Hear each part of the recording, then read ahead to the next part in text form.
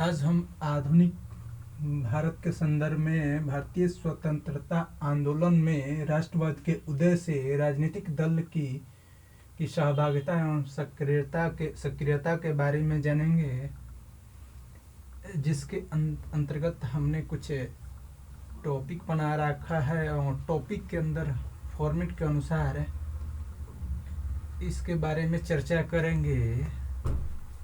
सबसे पहले है राष्ट्रवाद का उदय। इसके तहत हम परिचय एवं उसके मेन बॉडी अर्थात उदय होने के कारण एवं निष्कर्ष से संबंधित निष्कर्ष को जानने की कोशिश करेंगे। उसके बाद हम भारतीय राष्ट्रीय कांग्रेस पार्टी, जिसका गठन 1885 ईस्वी में हुआ, उसके बारे में जानने की कोशिश करेंगे। इस भारतीय राष्ट्रीय कांग्रेस पार्टी का हमने एक फॉर्मेट बना रखा है, उसके अंतर्गत हम इस टॉपिक को इसको डिस्कस करने की कोशिश करेंगे। फॉर्मेट के अनुसार फर्स्ट में परिचय होगा, उसके बाद हम सेकंड पॉइंट में हम उद्देश्य एवं लक्ष्य को देखेंगे। तीसरे पॉइंट में हम ये अंग्रेजों द्वारा इसे सेफ्टी वॉल के रूप में प्रयोग करना था एवं हम त्वरित कंडक्टर कहा जाना। उसके बाद हम देखेंगे भारतीय राष्ट्रीय कांग्रेस की मांग देखेंगे। उसके बाद हम देखेंगे ब्रिटिश का क्या रिस्पॉन्स रहा कांग्रेस के प्रति, ये देखेंगे, या सेफ्टी वॉल्व के प्रति, वो दोनों एक ही हो जाता है। उसके बाद हम कांग्रेस से पूर्व उपलब्ध अचीवमेंट ऑफ अर्ली कांग्रेस देखेंगे। उसके बाद हम देखेंगे पॉइंट 7 में भारतीय राष्ट्रीय कांग्रेस के आंदोलनों को 3 पार्ट में विभाजित किया गया है। प्रथम चरण 1885 से 1905 ईस्वी उदारवादी चरण एवं नरमपंथी एवं इसे अर्ली नेशनलिज्म भी कहते हैं। उसके अब नरमपंथी उदारवादियों का कार्यशैली को भी हम देखेंगे, इसकी आलोचना देखेंगे। इसके नेतृत्वकर्ता में दादा भाई नौरोजी, आरसी दत्त, गोपाल कृष्ण गोखले एवं सुरेंद्रनाथ बनर्जी के बारे में भी हम देखने की कोशिश करेंगे। द्वितीय चरण 1905 से 1916 या 1919 ईस्वी तक माना जाता है। इसे उग्रवादी चरण कहते हैं। इसमें हम उग्रवादियों का योगदान एवं उसके बाद हम गर्मपंथियों के या उग्रवादियों की उपलब्धियां, महत्वपूर्ण गर्मपंथी नेता के बारे में जानने की कोशिश करेंगे, जिसमें लाला लाजपत राय, बाल गंगाधर तिलक, बिपिन चंद्र पाल, अरविंदो घोष आते हैं। एवं हम क्रांतिकारी के चरण में महाराष्ट्र बंगाल में क्रांतिकारी आंदोलन, पंजाब में क्रांतिकारी आंदोलन, भारत से बाहर क्रांतिकारी आंदोलन, गदर आंदोलन, बंगाल का विभाजन, बंगबंध आंदोलन, स्वदेशी आंदोलन। क्रांतिकारी का द्वितीय चरण में उत्तर भारत एवं बंगाल के बारे में जानेंगे। उसके बाद हम इसे तृतीय चरण के रूप में हम देखेंगे। गांधी जी के कार्यकाल का चरण है। इसको तृतीय चरण में 1916 से 1947 ईस्वी तक माना जाता है। उसके बाद हम देखेंगे कांग्रेस पार्टी के नेतृत्व में सरकार बनाना के बारे में जानने की कोशिश करेंगे। उसके बाद हम देखेंगे मुस्लिम लीग की स्थापना। यहाँ पर एक बात जानना आवश्यक है कि ये केवल राजनीतिक दल की सक्रियता से संबंधित टॉपिक है, इसलिए हम केवल पार्टी विशेष पर बात करेंगे। जो महत्वपूर्ण पार्टियां हैं उनके कुछ कार्य एवं उपलब्धियों के बारे में जानने की कोशिश करेंगे। उसके बाद आता है मुस्लिम लीग की स्थापना 1906 ईस्वी, भारत में कम्युनिस्ट पार्टी की स्थापना, भारत में समाजवादी दल पार्टी की स्थापना, भारत में कांग्रेस समाजवादी पार्टी की स्थापना, भारत में समाजवादी और समुदायवादी के बारे में जानने की कोशिश करेंगे। अखिल बंगाल छात्र सम्मेलन के बारे में जानने की कोशिश करेंगे। स्वराज पार्टी के अंतर्गत हम उद्देश्य एवं कार्यक्रम देखें, स्वराज दल का कार्यक्रम देखेंगे, स्वराज दल का उपलब्धियां जानेंगे, स्वराज दल का कमजोरियां जानेंगे, लाहौर अधिवेशन और पूर्ण स्वराज का लक्ष्य को देखने की कोशिश करेंगे। स्वराज पार्टी संकट को भी देखने की कोशिश करेंगे। स्वराज का महत्व को भी देखने की कोशिश करेंगे हम। उसके बाद हम कांग्रेस लीग एवं अन्य अन्य अन्य समूहों का गोलमेज सम्मेलन में भाग लेना देखेंगे। प्रथम गोलमेज सम्मेलन, द्वितीय गोलमेज सम्मेलन, तृतीय गोलमेज सम्मेलन के बारे में जानने की कोशिश करेंगे। अब हम प्रांतीय चुनाव एवं मंत्रिमंडल का गठन एवं मुस्लिम लीग को मुस्लिम बहुल क्षेत्र में उपलब्धियां एवं सांप्रदायिकता का विकास के बारे में जानने की कोशिश करेंगे। कांग्रेस मंत्रिमंडल का कार्यकाल देखेंगे। कांग्रेस मंत्रिमंडल का त्यागपत्र 1939 ईस्वी देखेंगे, जो कि कांग्रेस समाजवादी दल 1934 ईस्वी को भी देखेंगे। देशी रियासतों के विरुद्ध आंदोलन एवं रियासतों का पुनर्गठन को भी देखने की कोशिश करेंगे। पाकिस्तान की मांग 1940 ईस्वी, इससे भी देखने की कोशिश। क्रिप्स प्रस्ताव के प्रति राजनीतिक प्रतिक्रिया को भी देखने की कोशिश करेंगे। कांग्रेस द्वारा भारत छोड़ो आंदोलन की प्रगति के बारे में जानेंगे। उसके बाद हम उसके क्या परिणाम रहे भारत छोड़ो आंदोलन के, वो भी देखने की कोशिश करेंगे। उसके बाद हम देखेंगे नेताजी द्वारा आज़ादी दिलवाने के लिए, या कहे नेताजी द्वारा जो सैनिक संगठन का एक पार्टी के रूप में गठन किया गया है विदेशों में जाके, उसके बारे में जानने की कोशिश करेंगे। 16 देशों द्वारा भारत को मान्यता मिलने के बाद भी कांग्रेस द्वारा आज़ादी को आगे तक ले जाने के बारे में भी देखने की कोशिश करें। भारत राष्ट्रीय सैनिक एवं सैनिक म्यूटनी, आज़ादी का सूत्रपात, अंग्रेजों को भय के कारण भारत छोड़ना पड़ा, ये भी देखने की कोशिश करेंगे। समानांतर सरकार एवं भारत की स्वतंत्रता के बारे में जानने की कोशिश करेंगे। भारत में निर्वाचन देखने की कोशिश करेंगे। सीधी कार्रवाई दिवस 16 अगस्त 1946 देखने की कोशिश करें। सांप्रदायिक त्रासदी के बारे में जानने की कोशिश करेंगे। अंतरिम सरकार का गठन को देखने की कोशिश। लंदन सम्मेलन, ब्रिटिश सरकार का भारत छोड़ने का निर्णय को देखने की कोशिश करेंगे। संविधान सभा का गठन के बारे में जाने। एटली और माउंटबेटन योजना को जानने की कोशिश करेंगे। भारतीय स्वतंत्रता अधिनियम 1947 को जानने की कोशिश। भारत विभाजन के बारे में जानने की कोशिश करेंगे। यहाँ पर हम भारत की स्वतंत्रता के अंतर्गत हम कैबिनेट मिशन का आगमन, आम चुनाव, अंतरिम संस्कार, लंदन सम्मेलन, ब्रिटिश सरकार को भारत त्यागने का निर्णय, सांप्रदायिक त्रासदी, माउंटबेटन योजना एवं नेहरू एवं जीना द्वारा माउंटबेटन को पहले गवर्नर फिर वायसराय के पद पर बिठाए रखना, भारत विभाजन को देखेंगे।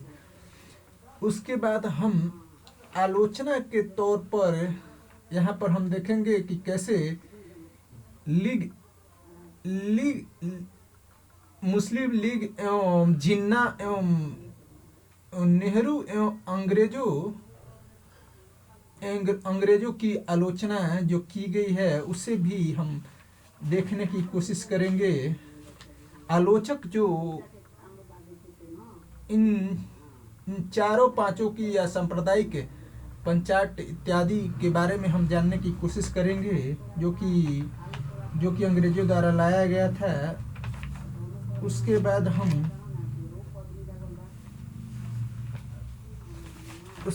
हम अब पहला टॉपिक जो कि राष्ट्रवाद का उदय के परिचय से शुरुआत करने की कोशिश करते हैं, जिसके अंतर्गत परिचय में ऐसा बताया जाता है कि राष्ट्रवाद का निर्माण विचार, प्रतीक चिन्ह एवं कथन और सामूहिक पहचान से होती है, और इसकी जो नींव पड़ गई थी वो 1857 में स्वतंत्रता सेनानियों के अंग्रेजों के विरुद्ध विद्रोह के कारण ही बन गया था, जिसका बीज स्वतंत्रता सेनानियों ने बहुत पहले ही बो दिया था, जिससे और इस बीज बोने में उन लोगों ने कई ऐतिहासिक पहचानों की खोज की और हिंदू मुस्लिम एकता, स्वतंत्रता की राजनीतिक लक्ष्य प्राप्ति हेतु अंतिम मुगल शासक द्वारा भावना को जागृत हो चुका था, क्योंकि वहां पर एक मुस्लिम शासक को राजा बना दिया गया था, जिससे कि हिंदू मुस्लिम एकता की भावना जागृत हुई थी। भाई उसके बाद हम देखते हैं कि भारतीय राष्ट्रीय कांग्रेस की स्थापना द्वारा कांग्रेस द्वारा चलाया गया सत्याग्रह, असहयोग आंदोलन, सविनय अवज्ञा आंदोलन ने राष्ट्रीयता की भावना जागृत किया था। भारतीय हीरोज गांधी, भगत एवं नेताजी सुभाष चंद्र बोस राष्ट्रीय प्रतीक के रूप में उभरे थे, जिससे राष्ट्रवाद के उदय को हम देखते हैं। अब हम राष्ट्रीयता के विकास में सकारात्मक नकारात्मक पक्ष जो रहे उससे भी देखने की कोशिश करेंगे, तथा भारत के अंदर के कारण एवं विदेशों में घटित घटनाओं के प्रभाव, क्या क्या प्रभाव पड़ा जो निम्न प्रकार से हैं, उसे हम देखने की कोशिश करेंगे। उसके अंतर्गत हम राष्ट्रीय जागरूकता फैलाने वाले तत्व के बारे में जानेंगे। इसके अंतर्गत पहला पॉइंट है अंग्रेजों द्वारा भारतीयों का आर्थिक शोषण करना, जिसको दादा भाई नौरोजी एवं आरसी दत्त द्वारा प्रतिपादन किया गया था। किसानों की गरीबी जो कि बहुत ही निम्न स्तर हो गई थी अंग्रेजों द्वारा शोषण करने के कारण। उसके बाद हम जमींदारी, महलवाड़ी और रैयतवाड़ी व्यवस्था को भी देखने और जमींदारी, महलवाड़ी और रैयतवाड़ी व्यवस्था को भी देखने की कोशिश करेंगे। उसके बाद हम औद्योगिक जड़ता, जो कि अंग्रेजों ने हमारे सारे उद्योग धंधे को चौपट किया और अपने आप को एक राष्ट्रीय स्तर पर उभारने की कोशिश की, लेकिन हमारे यहाँ के भी कई लोगों ने यहाँ पर औद्योगिक संस्थाएं स्थापित की और राष्ट्रवाद के उदय में बहुत ही महत्वपूर्ण भूमिका निभाया। उसके बाद हम अंग्रेजों ने भारतीय जूट, चाय, कॉफी इत्यादि पर अपना एक अधिकार स्थापित कर लिया। इसके बारे में भी हम देखते हैं। भारत में पड़ी अकालों के प्रति ब्रिटिश से उदासीनता, अर्थात जब अकाल पड़ा तब तक ब्रिटिशर ने भारतीयों की मदद नहीं की, बल्कि उनका शोषण करते चले गए, और जिससे कि भारतीय में राष्ट्रवाद के उदय का संचार हुआ। 1886 में उड़ीसा में अकाल पड़ा, जिससे लाखों लोगों की मृत्यु हो गई। 1887 में मद्रास, मैसूर एवं बम्बे में अकाल पड़ा। सरकार गरीबों की मदद करने की बजाय 1877 में अपनी राजमुकुट के हीरक जयंती मनाने में लाखों रुपए खर्च किया। उसी तरह 1943 में बंगाल में अकाल पड़ा एवं उसी का क्षेत्र बिहार में 1934-33 ईस्वी में भी अकाल पड़ा, जिसमें लगभग 35 लाख लोग काल की गाल में चले गए थे। और अंग्रेजों ने यहाँ पर भी अपनी उदासीनता दिखाई और अपने को बाहरी समझते हुए हमारे यहाँ के लोगों को कोई सुविधा उपलब्ध नहीं कराई, जिसके कारण लगभग 35 लाख लोगों की मृत्यु हो गई थी। पश्चिमी शिक्षा का प्रभाव के बारे में के तहत हम प्यूरिटेरियन क्रांति जो 1649 ईस्वी में हुआ, इसमें लोगों ने राजा का गला काट दिया था और पद से हटा दिया था, और क्रोनवेल को इसमें राजा बना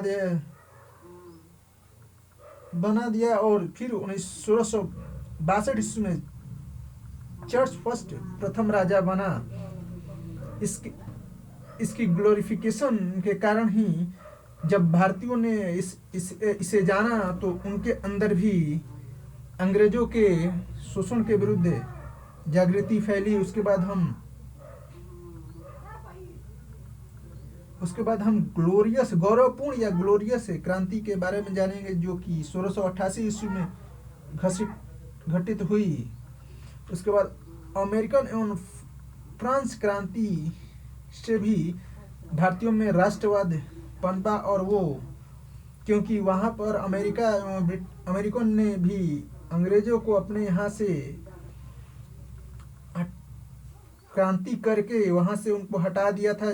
और फ्रेंच क्रांति में भी यही हाल हुआ था, जिसके कारण दोनों देश अपने आप को एक राष्ट्र के रूप में चिन्हित किया और इन सब को देखते हुए भारतीयों में राष्ट्रीयता की भावना जागृत हुई। पश्चिमी विद्वान जैसे कि बेंथम द्वारा उपयोगितावादी सिद्धांत जो कि इंग्लैंड में अलग तरीके से था, और जे स्मिल द्वारा दिया गया व्यक्तिगत स्वतंत्रता जो कि इंग्लैंड में अलग तरीके से प्रतिपादित होता था, लेकिन भारत में यही शोषणकारी नीति का प्रतिपादन किया जाता था। और इन दोनों सिद्धांतों को यहाँ लागू नहीं किया जाता था, जिसे पढ़कर देखकर लोगों में राष्ट्रीयता की भावना जागृत हुई। उसके बाद हम रूसो की समान इच्छा का सिद्धांत से भी लोगों में जागृति फैली। गैरिबाल्डो, उसके बाद थॉमस जेन इत्यादि का भी प्रभाव हमारे यहाँ पड़ा। उसके बाद हम देखते हैं कि भारत का आर्थिक और प्रशासनिक संगठन जिसके बारे में हम बहुत पहले ही जिक्र कर चुके हैं, कई सारे संगठनात्मक रचना भारत में हुई, जिससे कि हमारे अंदर एक आत्मविश्वास जगा है, जिससे कि हम अंग्रेजों का मुकाबला कर सके एवं इससे हमारे राष्ट्रवाद का उदय का संचार हुआ। अंग्रेजों में नस्लीय स्वराज्यता की भावना के कारण Ilbert bill, vernacular press act 1878 एवं आर्म्स एक्ट 1878 को लाया, जिसके तहत हमारे यहाँ के आर्म्स रखने पर पाबंदियां सभी भारतीयों पर लगा दी गई एवं प्रेस की स्वतंत्रता को भी बाधित कर दिया गया। उसके बाद हम देखें परिवहन एवं संचार के साधनों में विकास। अब परिवहन एवं संचार के साधनों के अंतर्गत हमारे यहाँ रेल नेटवर्क का विस्तार है बहुत बड़े स्तर पर होने लगा था, और इसमें हमारे एक राज्य से दूसरे राज्य में जाने आने की सुविधा हो गई थी। एवं अंग्रेजों द्वारा हमारे मार्केट को ये लोग केवल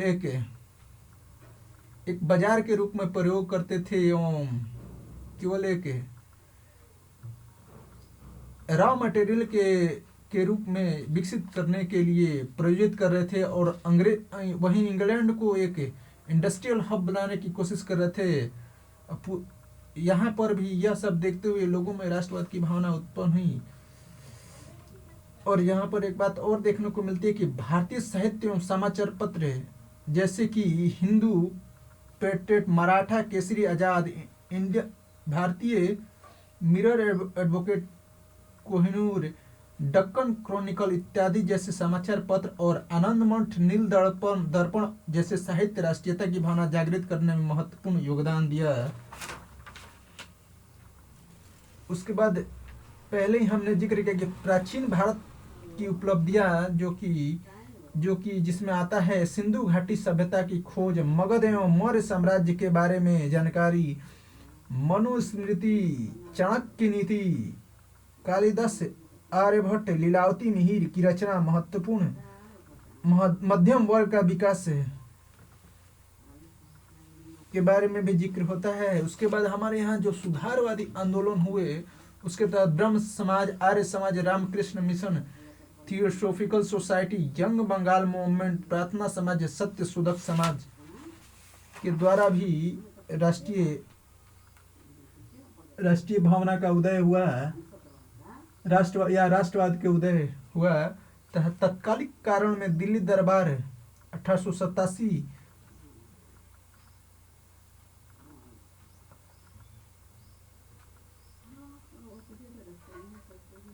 अब इसके बाद हम भारतीय राष्ट्रीय कांग्रेस जो कि 1885 ईस्वी में बना, इसके बारे में हम जानने की कोशिश करेंगे। इसमें फॉर्मेट के अनुसार हम देखते हैं कि यद्यपि 1857 की क्रांति असफल हो गया, परंतु इसके इसके द्वारा जागृत राष्ट्रवाद एवं देशभक्ति की भावना को कुचला नहीं जा सका। ऐसा कहा जाता है कि सीजर अपने जीवन काल से अधिक शक्तिशाली मृत्यु उपरांत थे, अर्थात 1857 की क्रांति को कुचल दिया गया, परंतु इसके बाद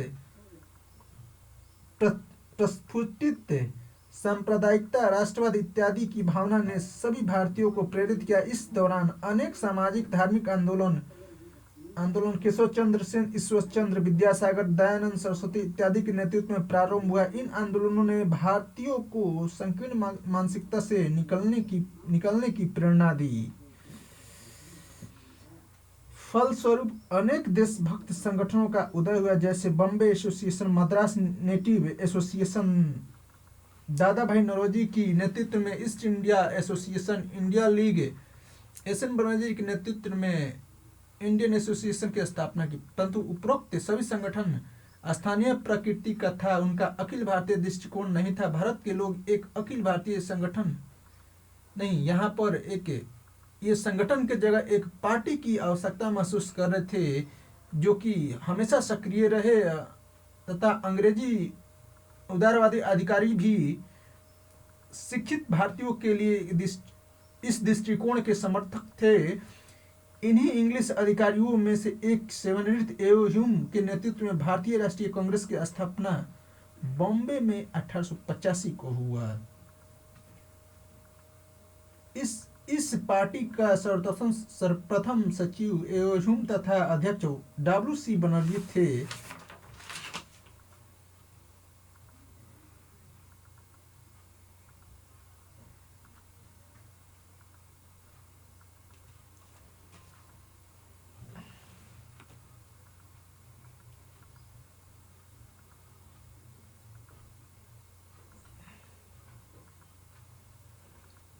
कांग्रेस ने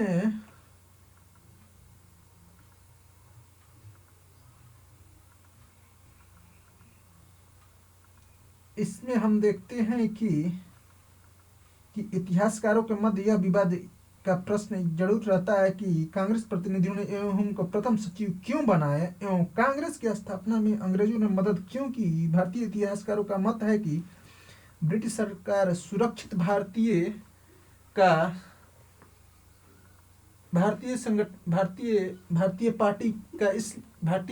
पार्टी को इसलिए बनाना चाहती थी कि वह इसके माध्यम से भारतीय को जनमत को समझ सकेगी तथा कार्य कर सकेगी। कांग्रेस सरकार के लिए यह एक सेफ्टी वॉल्व के रूप में कार्य करेगी। इस सोच के साथ अंग्रेजों के ह्यूम ने इस पार्टी का निर्माण कराया था। कांग्रेस प्रतिनिधि ने भी ह्यूम को सचिव इसलिए बनाया कि प्रारंभ में ही कांग्रेस को सरकार को भाजन बनना न पड़े। अगर ह्यूम कांग्रेस का सचिव रहेगा तो कांग्रेस की नियत पर सरकार को अविश्वास नहीं होगा। इस प्रकार कांग्रेस ह्यूम को टर्निंग कंडक्टर या लाइटनिंग कंडक्टर के रूप में भी उपयोग किया जाता है। अब हम भारतीय राष्ट्रीय कांग्रेस की लक्ष्य को जानने की कोशिश करेंगे, जो कि किस तरह से अपने लक्ष्य को रखते थे। कांग्रेस के अंतर्गत संपूर्ण देश में राष्ट्रवादी कार्यकर्ताओं के मध्य घनिष्ठ संबंध स्थापित करने की कोशिश की जाती रही। जाति, धर्म या क्षेत्रीय भेदभाव किए बगैर राष्ट्रीय एकता की भावना को जागृत करने का कोशिश किया जाता रहा है। सरकार के समक्ष लोकप्रिय मांगों को प्रस्तुत करने का भी कोशिश किया जाता रहा है। संपूर्ण देश के लोकमत को प्रशिक्षित एवं संगठित करने का भी प्रयास किया जाता रहा। अब हम भारतीय राष्ट्रीय कांग्रेस के मांग के बारे में जानने की कोशिश करें, जो कि कांग्रेस द्वारा कांग्रेस के अंदर रहकर जो इसमें भारतीय थे वो हमेशा मांग करते रहते थे। ICS परीक्षा भारत एवं इंग्लैंड में एक साथ आयोजित की जाए ताकि हमारे यहाँ के भी बच्चों की भागीदारी बढ़े, वो भी ज़्यादा से ज़्यादा ICS परीक्षा में पास हो एवं शासन में उनकी सहभागिता हो। भारतीयों को अस्त्र शस्त्र रखने का अधिकार दिया जाना चाहिए, जो कि आर्म्स एक्ट 1878 ईस्वी में लाया गया था। उसके द्वारा आर्म्स रखने की अनुमति छीन ली गई थी। इसका भी अधिकार मांगने के लिए भारतीयों ने ने कोशिश किया। भारत को शिक्षा का और अधिक अवसर प्रदान किया जाने के लिए भारतीयों ने अंग्रेजों से यहाँ पर स्कूल संस्थाएं स्थापित करने की वकालत की। लेकिन यहाँ पर एक बात भूल गए कि मैकाले ने हमारी शिक्षा पद्धति को के समृद्ध गुरुकुल शिक्षा पद्धति को तोड़ने की वकालत शुरुआत तोड़ दिया था। लेकिन फिर भी भारतीय इस बात को समझ न सके या उसको इग्नोर करते हुए अंग्रेजों के अंदर या कहे अंग्रेजों के इच्छा अनुसार अपने आप को शिक्षित करने के लिए उससे मांग करते रहे। उच्च पदों पर भी अधिक से अधिक भारतीयों को रोजगार लेने की कोशिश करने लगे, क्योंकि वो देखते थे कि जितने भी सारे उच्च पद थे अंग्रेजी के लोग या ब्रिटिशर्स ही रहते थे। वो उनके टीए भत्ता में भी बहुत ज़्यादा बढ़ोतरी रहती थी एवं हमारे यहाँ के लोगों को बहुत निचले पद को दिया जाता था। कार्यपालिका परिषद में अधिक से अधिक भारतीयों को सम्मिलित किया जाए, क्योंकि अंग्रेज भारतीयों को बहुत कम रखते थे। कार्यपालिका परिषद में उनकी मात्रा ज़्यादा थी, वो भी तानाशाही के तौर पर गवर्नर की भूमिका होती थी। सैनिक खर्चों में कमी किया जाए ऐसा मानना था, क्योंकि सैनिक खर्चों में हमने देखा है कि कम से कम भारतीय जीडीपी का 50% सैनिकों पर ही खर्च कर दिया जाता था, और वो पैसा भारत से इंग्लैंड के लिए चला जाता था। केंद्रीय एवं प्रांतीय विधायिका परिषद के प्रसार का भी पुनर्जोर कोशिश किया गया।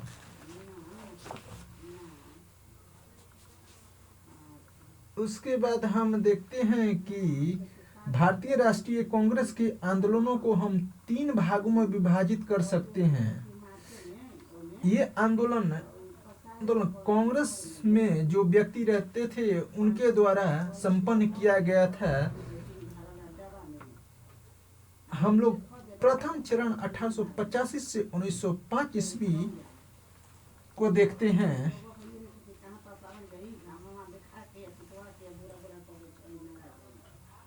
इसे हम उदारवादी चरण या नरमपंथी चरण या अर्ली नेशनलिज्म भी कहते हैं।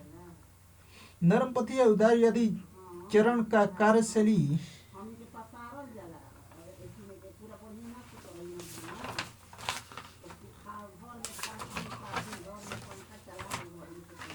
हम प्रथम चरण के अनुसार हम देखते हैं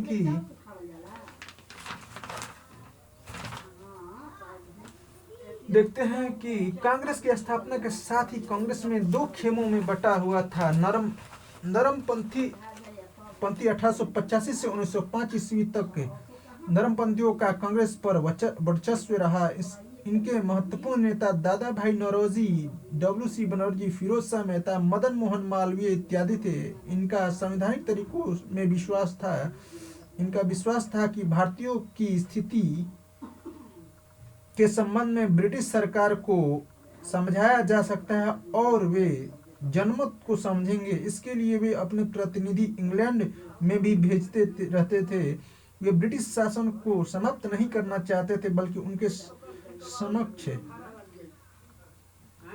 नव स्वशासन स्थापित करना चाहते थे। उनका मानना था कि ब्रिटिश शासन भारत के लिए वरदान है। यह भारतीय समाज को सुधार रहा है। ब्रिटिश भारत से सती प्रथा, बाल विवाह इत्यादि यहाँ से समाप्त कर रहा है। ब्रिटिश पश्चिमी शिक्षा से लोगों को अवगत करा रहा है और इसमें सक्रिय भूमिका दादा भाई नौरोजी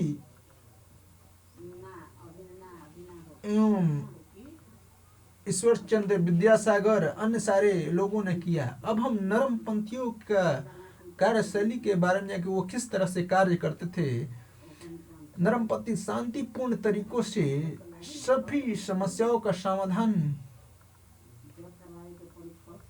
के पक्षधर रहते थे। वो चाहते थे कि अंग्रेज उनके जो भी समस्याएं हो उसका समाधान कर दे, लेकिन अंग्रेज ऐसा नहीं थे।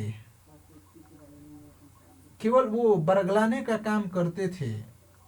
उसके बाद हम सामाजिक परिवर्तन के लिए संवैधानिक तरीका भी अपनाने की नरमपंथी अपनाने की कोशिश करते थे।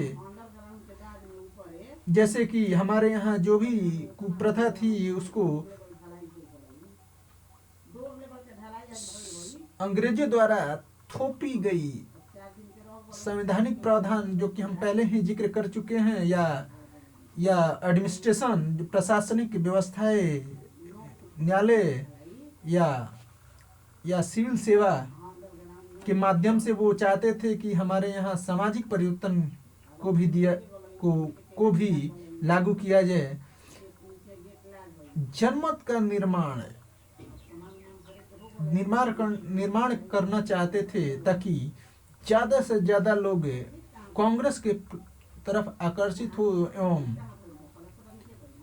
एवं उनकी बातों की पहुंच हर समुदाय, हर जगह पर हो। भारतीय लोगों को शिक्षित करने का भी वो प्रयास करने की वकालत करते थे।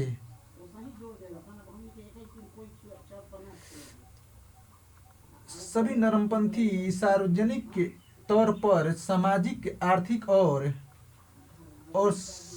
और सांस्कृतिक विषयों पर चर्चा करने की भी कोशिश करते थे।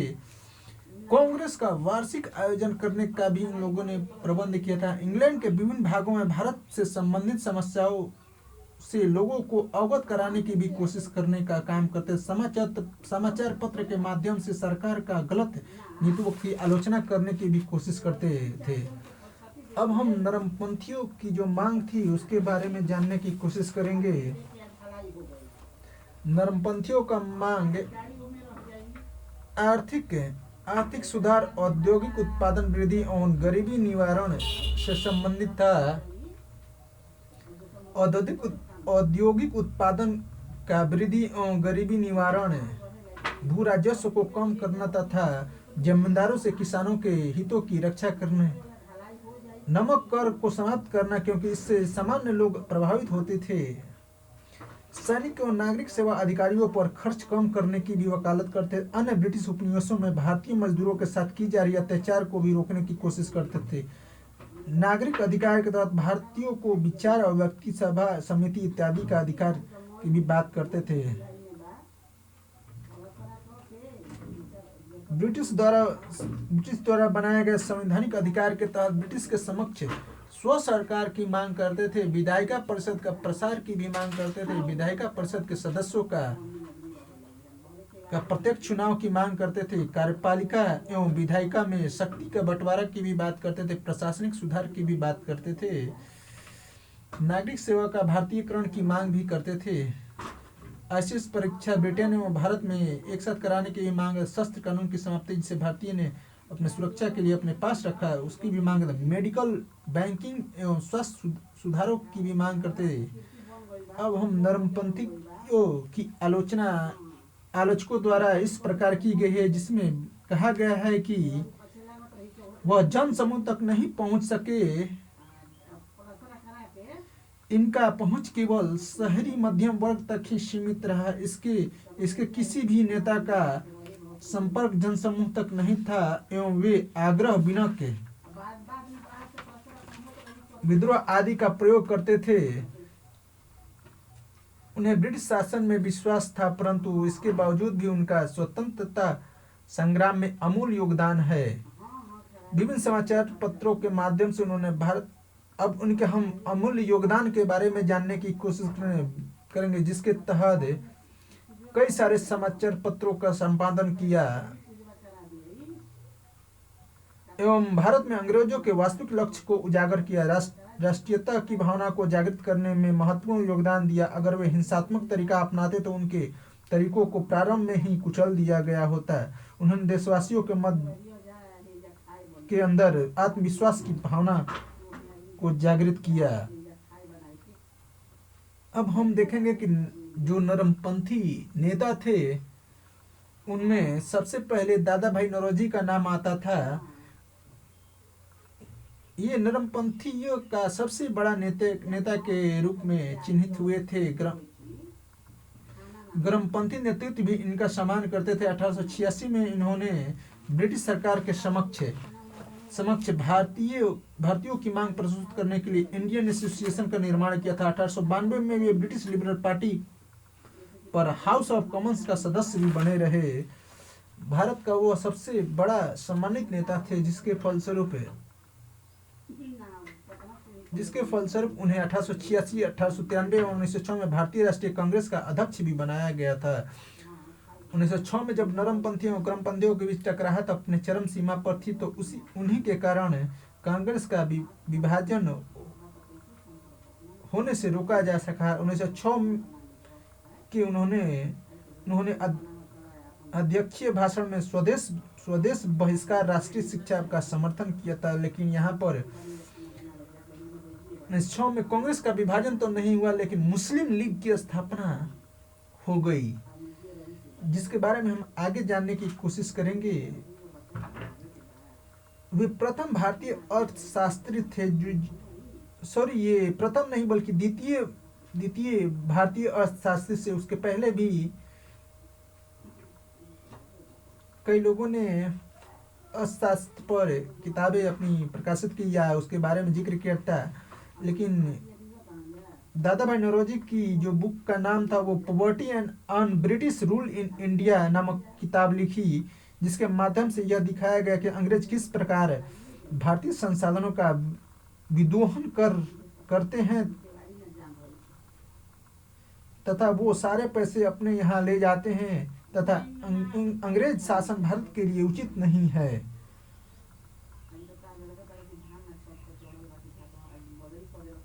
और इसे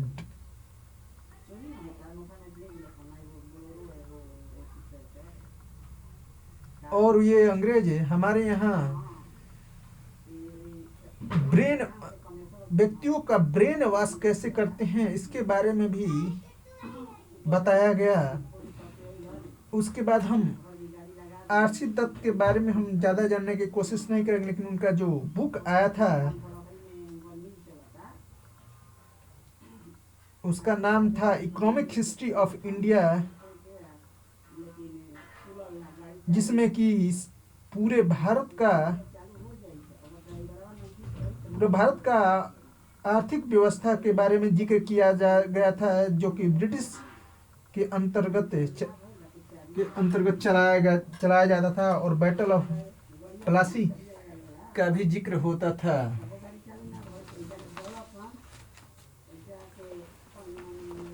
उसके बाद हम देखेंगे कि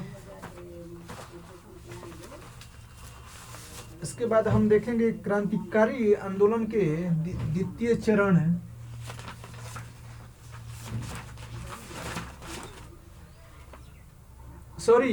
अभी द्वितीय चरण ही गोपाल कृष्ण गोखले के बारे में भी थोड़ा बहुत जान लेते हैं। अब यहाँ पर एक बात जिक्र करना आवश्यक है कि गोपाल कृष्ण गोखले के जो गुरु थे जो एम रनाडे जी थे, जो कि जस्टिस थे, और राजनीतिक गुरु के तो जो गोपाल कृष्ण गोखले जी गुरु बने वो राजनीतिक गुरु महात्मा गांधी के थे। अब हम गोपाल कृष्ण गोखले के बारे में जानने की कोशिश करते हैं। इन्हें भारत का सुकरात तथा गांधी जी का आध्यात्मिक गुरु के रूप में भी हम जानते हैं। सामाजिक गतिविधियों के क्षेत्र में सर्वप्रथम वह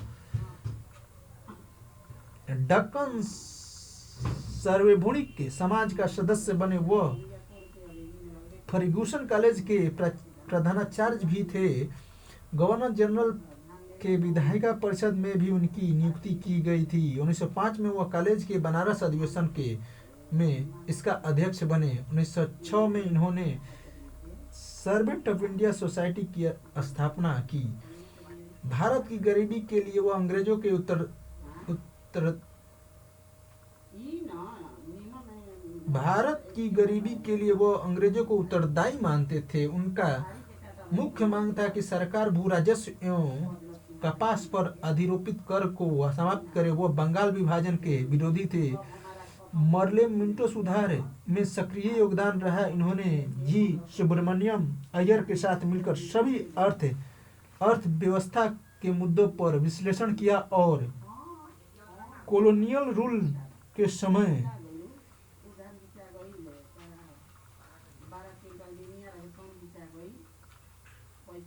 और जिसके कारण बहुत सारे थिंकरों या विचारकों का कॉलोन के बाद ब्रिटिश उपनिवेश के जो पॉलिसी थी उस पर बहुत सारे बुकों का अनावरण होने लगा और बहुत सारे लोग इस पर देखने लगे तथा ब्रिटिशों की जो नीति थी उसको धीरे धीरे करके उजागर किया जाने लगा। अब हम सुरेंद्रनाथ बनर्जी के बारे में जानने की कोशिश करेंगे, जो कि भारत में राष्ट्रवादी आंदोलन के जनक है। आईसीएस परीक्षा में सफल हुए लेकिन तुच्छ आधार पर पद नहीं दिया गया था।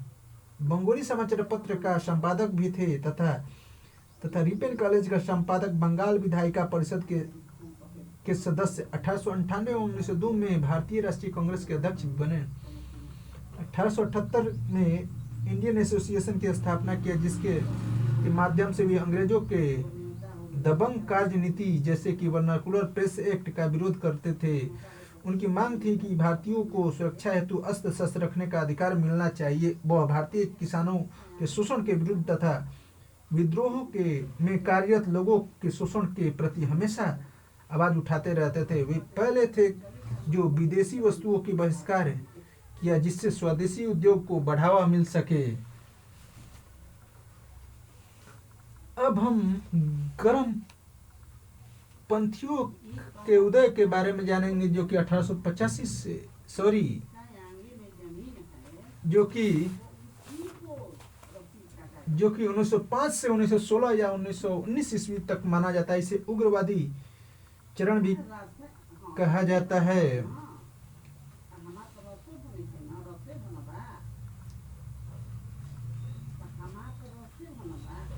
इसके तहत हम देखते हैं कि इसमें भी हम दो भागों में उग्रवादी आंदोलन को भी दो भागों में बांट दिया जाता है।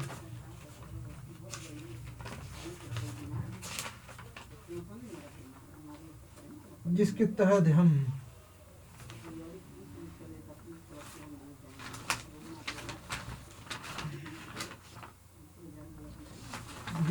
हम देखेंगे। प्रथम चरण के अनुसार हम देखते हैं कि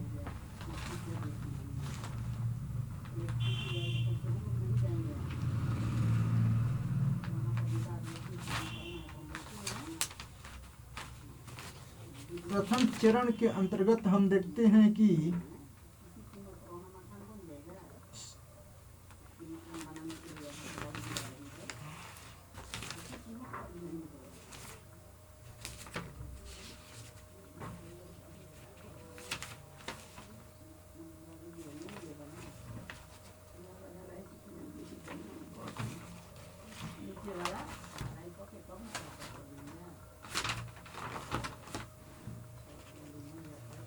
क्रांतिकारी आंदोलन के प्रथम चरण में क्रांतिकारियों ने ब्रिटिश हुकूमत के दिलों में दहशत फैला दी। उन्हें भारत से भगाने की योजना के तहत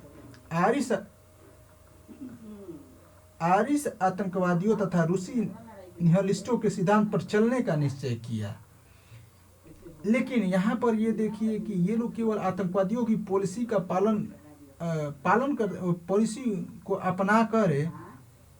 अपनाकर एवं रूसी निर्दिष्टों के सिद्धांतों को अपनाया था। यहाँ पर हम इन्हें आतंकवादी की संज्ञा नहीं देंगे, क्योंकि ये भारतीय थे। वो हम देश को आज़ाद करने के लिए ये लड़ाई लड़ रहे थे।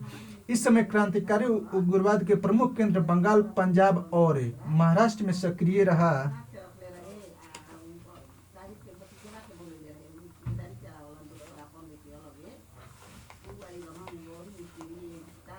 तिलक द्वारा किए गए नारे अनुनय विनय नहीं बल्कि युयुत्सा के नारे को अपना आदर्श वाक्य बनाया। क्रांतिकारियों का आयरलैंड फ्रांसीसी क्रांति, इटली के पुनर्जागरण आंदोलन, अमेरिका के स्वतंत्र संग्राम तथा सोवियत संघ के समाजवादी क्रांति से प्रेरणा मिली थी। भारत में क्रांतिकारी गतिविधियों की शुरुआत 1897 में महाराष्ट्र से मानी जाती है। विभिन्न क्षेत्रों में आंदोलन के तहत हम देखेंगे महाराष्ट्र में 1918 में पेश की गई विद्रोही समिति की रिपोर्ट में महाराष्ट्र के पुणे जिले में चित्पावन ब्राह्मणों को आतंकवाद अंग्रेजों ने घोषित कर दिया था। दामोदर तथा बालकृष्ण चापेकर ने 22 जून 1897 को पुणे के plague commissioner red and Evarts की हत्या कर भारत में क्रांतिकारी आंदोलन की गतिविधियों की शुरुआत की। कालांतर में चापेकर बंधु को फांसी अंग्रेजों ने दे दी थी, जिसका किसी ने विरोध नहीं किया, लेकिन यह बहुत ही निंदनीय बात रहा। महाराष्ट्र में आर्य बांधव समिति नामक क्रांतिकारी संस्था तिलक की प्रेरणा से स्थापित की गई थी। महाराष्ट्र में क्रांतिकारी संघर्षों में प्रथम स्थान विनायक दामोदर सावरकर द्वारा स्थापित अभिनव भारत समाज का था, जो इसे 1904 ईस्वी में बनाया था। विनायक दामोदर सावरकर द्वारा 1899 ईस्वी में स्थापित मित्र मेला नाम संस्था की कालांतर में अभिनव भारत समाज के रूप में प्रसिद्ध हुई। अभिनव भारत की शाखाएं महाराष्ट्र तथा और मध्य प्रांत के कई इलाकों में सक्रिय थे। इस संस्था के मुख्य सदस्य अनंत लक्ष्मण कन्हारे ने नासिक के जिला मजिस्ट्रेट जैक्सन की हत्या कर दी। इस हत्याकांड से जुड़े लोगों पर नासिक षड्यंत्र केस के तहत मुकदमा चलाया गया, जिसमें सावरकर के भाई गणेश जी भी शामिल थे, जिन्हें आजीवन कारावास की सजा अंग्रेजों के जज ने सुनाई थी। अब हम बंगाल के क्रांति के बारे में जानेंगे, जिसमें वैसे तो बंगाल में क्रांतिकारी घटनाओं के कारण बंगाल विभाजन 1905 के बाद माना जाता है, लेकिन इस घटना के पूर्व ही वहां कुछ क्रांतिकारी संगठन अस्तित्व में आ चुके थे। 1902 में बंगाल में पहले क्रांतिकारी संगठन अनुशीलन समिति की स्थापना मिदनापुर में सतीश चंद्र बसु द्वारा तथा कलकत्ता में जतेंद्र नाथ बनर्जी और बारिंद्र नाथ घोष द्वारा की गई थी। अनुशीलन समिति के अलावा बंगाल में सुहृदय समिति, साधना समिति, स्वदेश बांधव समिति, बारिशालवर्ती समिति, फरीदपुर भी क्रांतिकारी गतिविधियों का संचालन करती थी। यहाँ बहुत बड़ी एक विडंबना हमें एनसीईआरटी के किताबों में देखने को मिलता है कि हमारे यहाँ के स्वतंत्रता सेनानियों को आतंकवादी गतिविधियों का दर्जा दिया जाता था, जो कि पता नहीं अब तक कैसे कई किताबों में इसका जिक्र होता है कि ये आतंकवादी की तरह कार्य करते थे, लेकिन हम यहाँ इसे आतंकवादी नहीं बल्कि स्वतंत्रता सेनानी या क्रांतिकारी गतिविधि की संज्ञा देंगे। तथा भारत विभाजन के उपरांत अनेक क्रांतिकारी समाचार पत्रों का बंगाल में प्रकाशन शुरू हुआ है, जिसमें प्रमुख है ब्रह्मा बांधव उपाध्याय द्वारा प्रकाशित संध्या, अरविंद घोष द्वारा संपादित वंदे मातरम, भूपेंद्र नाथ दत्त द्वारा संपादित युगांतर आदि किताबें थी। राष्ट्रवादियों ने सरदार वल्लभ भाई पटेल के नेतृत्व में मई 1947 में एकटक पृथक होकर भारतीय राष्ट्रीय ट्रेड यूनियन कांग्रेस की स्थापना की।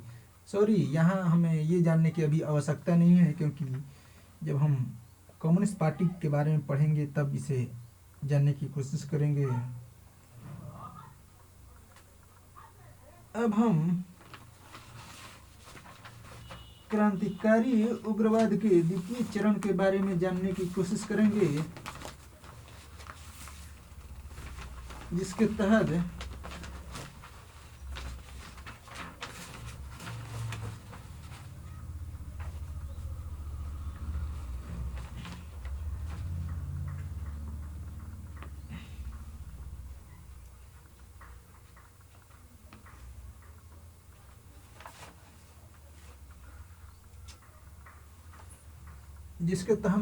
हम उग्रवादियों के योगदान के बारे में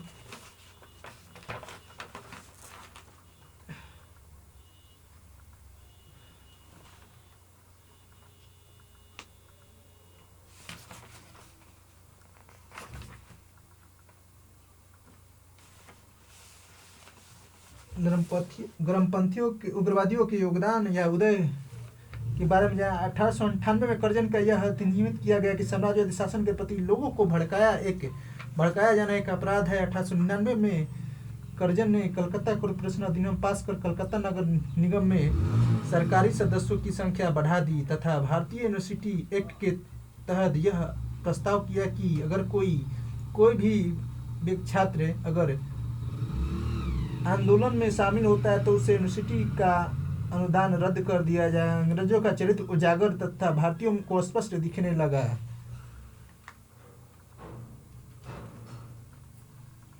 और अंग्रेज भारतीय के शोषण करने आए थे।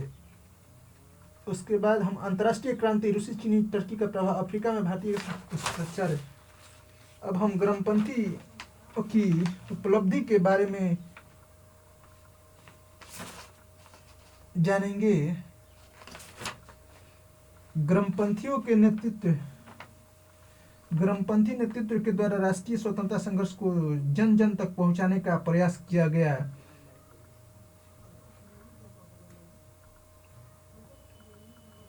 इससे मध्यम वर्ग के साथ किसानों एवं मजदूरों को भी सम्मिलित किया गया। राष्ट्रवादी भावना जागृत करने में महत्वपूर्ण योगदान दिया। कहा जाता है कि राष्ट्रीय स्वतंत्रता संघर्ष का लक्ष्य पूर्ण स्वतंत्रता में कन्वर्ट करने में बहुत महत्वपूर्ण भूमिका है। इन्होंने लोगों के मन में आत्मनिर्भरता एवं आत्मविश्वास को जागृत किया। विदेशी वस्तुओं का बहिष्कार एवं स्वदेशी वस्तुओं का समर्थन करके इन्होंने कुटीर उद्योगों को बढ़ावा दिया। असहयोग एवं बहिष्कार के माध्यम से उन्होंने प्रशासन को पंगु बना दिया। ब्रिटिश समाचार पत्रों एवं भाषणों के माध्यम से विभिन्न समाचार पत्रों एवं भाषणों के माध्यम से इन्होंने लोगों में आत्मविश्वास की भावना को जागृत किया, जिससे अंग्रेजों को चुनौती दे सके।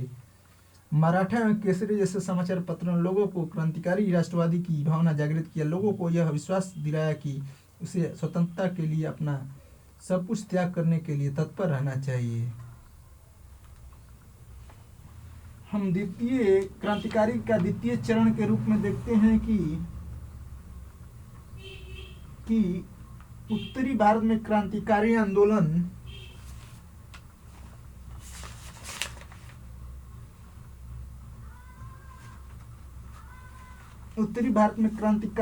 जो हुआ, क्रांतिकारी आंदोलन के इस चरण में सचिंद्र नाथ सन्याल की पुस्तक बंदी जीवन ने अनेक युवाओं को क्रांति के लिए प्रेरित किया। इन क्रांतिकारी युवाओं ने कुछ नए क्रांतिकारी संगठनों की स्थापना की,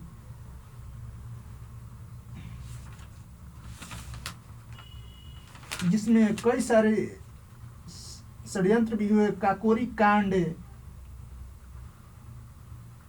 इसमें कुछ क्रांतिकारी जो थे जिनका नाम राम प्रसाद बिस्मिल, अशफाकुल्लाह खान, रोशन, राजेंद्र लोहरी थे। इन्होंने काकोरी कांड, हिंदुस्तान सोशल रिपब्लिक एसोसिएशन की स्थापना की, सेंट्रल लेजिस्लेटिव असेंबली बम कांड को भी अंजाम दिया। लाहौर षड्यंत्र कांड जिसके तहत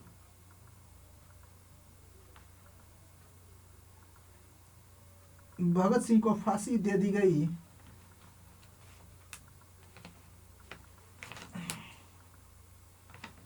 उसके बाद हम देखते हैं कि कुछ महत्वपूर्ण क्रांतिकारी आंदोलन करने वाले व्यक्ति जो कि थे लाला लाजपत राय, बाल गंगाधर तिलक, बिपिन चंद्रपाल, अरविंदो घोष।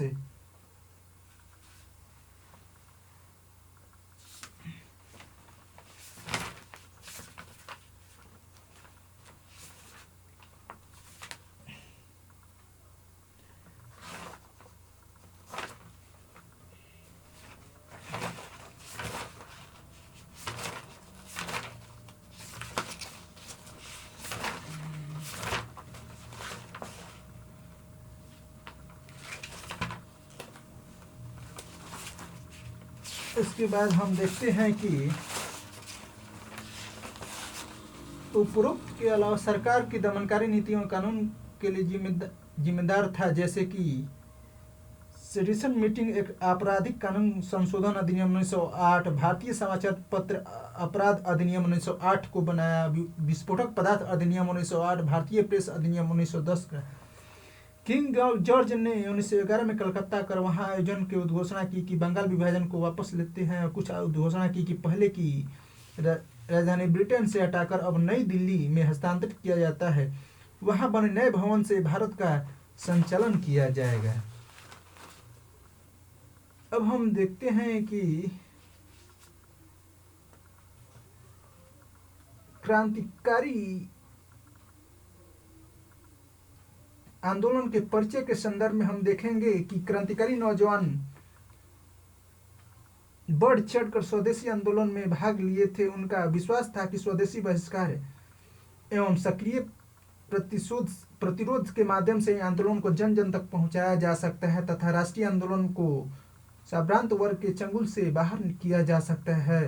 परंतु ग्रामपंथी नेतृत्व भी इसका उपेक्षा को पूरा नहीं कर सका, जिसके फलस्वरूप आंदोलन क्रमशः समाप्त हो गई। ऐसी स्थिति में क्रांतिकारी नौजवान ने अपने त्याग एवं बलिदान के माध्यम से राष्ट्रीय आंदोलन को जागृत रखने का प्रयास किया। क्रांतिकारी नौजवान आयरिश एवं रूसी क्रांतिकारियों से अधिक प्रभावित थे। क्रांतिकारियों के दर्शन के तौर पर हम देखते हैं कि क्रांतिकारियों का मानना था कि शक्ति को केवल उस शक्ति से ही रोका जा सकता है तथा प्रार्थना, प्रतिवेदन, अनुनय, विनय इत्यादि से भारत को स्वतंत्र नहीं किया जा सकता है। क्रांतिकारियों के गतिविधियों के विकास के संदर्भ में हम देखते हैं कि भारत में क्रांतिकारी आंदोलन 19वीं शताब्दी के अंतिम वर्षों से शुरू हो गई थी, जब पुणे के चापेकर बंधु ने 1897 में प्लेग कमीशन की हत्या कर दी थी। इसी के तहत 1904 में वीर सावरकर ने मित्र मेला, अभिनव भारत जैसे मुगल संस्थाओं का निर्माण, परंतु इस प्रगति का वास्तविक विकास 1907-1908 में माना जाता है।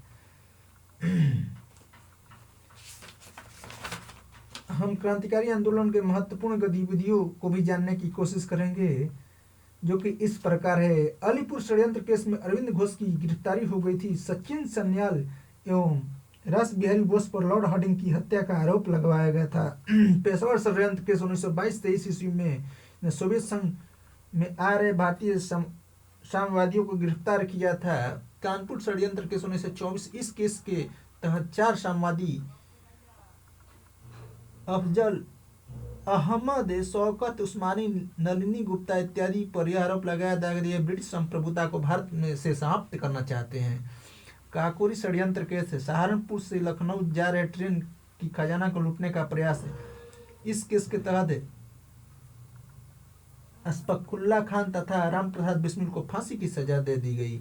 लाहौर षड्यंत्र केस 1928, लाला लाजपत राय पर लाठी चलाने वाले पुलिस अधिकारी सैंडर्स की हत्या भगत सिंह, सुखदेव और राजगुरु के द्वारा लाहौर में कर दिया गया। मेरठ षड्यंत्र केस 1929 ईस्वी में भगत सिंह बटुकेश्वर दत्त को आदेश दिया गया कि वे केंद्रीय विधानसभा में सार्वजनिक सुरक्षा बिल, व्यापार बिल के विरोध में उन्होंने बम फेंका। इसके बाद हम गद्दर आंदोलन बंगाल विभाजन को देखेंगे एवं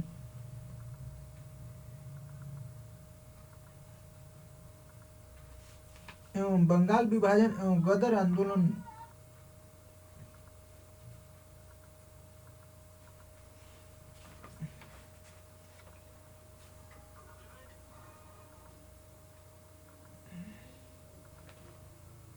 एवं भारत से बाहर के आंदोलनों के बारे में जानने की कोशिश करेंगे। अब बंग भंग आंदोलन के तहत हम देखते हैं कि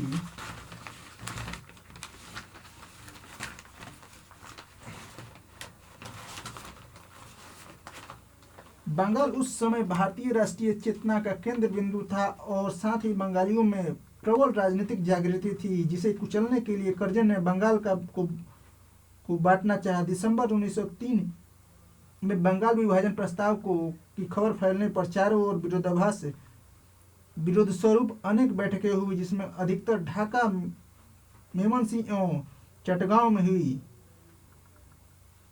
सुरेंद्र बनर्जी ने बंगाली हितवादी एक एवं संजीवनी जैसे अखबारों द्वारा विभाजन के प्रस्ताव की आलोचना की। विरोध के बावजूद करजन द्वारा 19 जुलाई 1905 को बंगाल विभाजन का निर्णय की घोषणा कर दी गई। अगस्त 1905 को कलकत्ता के टाउन हॉल की बैठक में ऐतिहासिक बहिष्कार प्रस्ताव पारित किया गया। 16 अक्टूबर 1905 को बंगाल विभाजन की घोषणा के साथ ही विभाजन प्रभावी हो गया। विभाजन के बाद बंगाल पूर्वी बंगाल एवं पश्चिमी बंगाल में बंटे गए। पूर्वी बंगाल के असम एवं बंगाल पूर्वी के कुछ जिलों को राजशाही, ढाका एवं चटगांव मिलाने गए। इस प्रांत का मुख्यालय ढाका में था।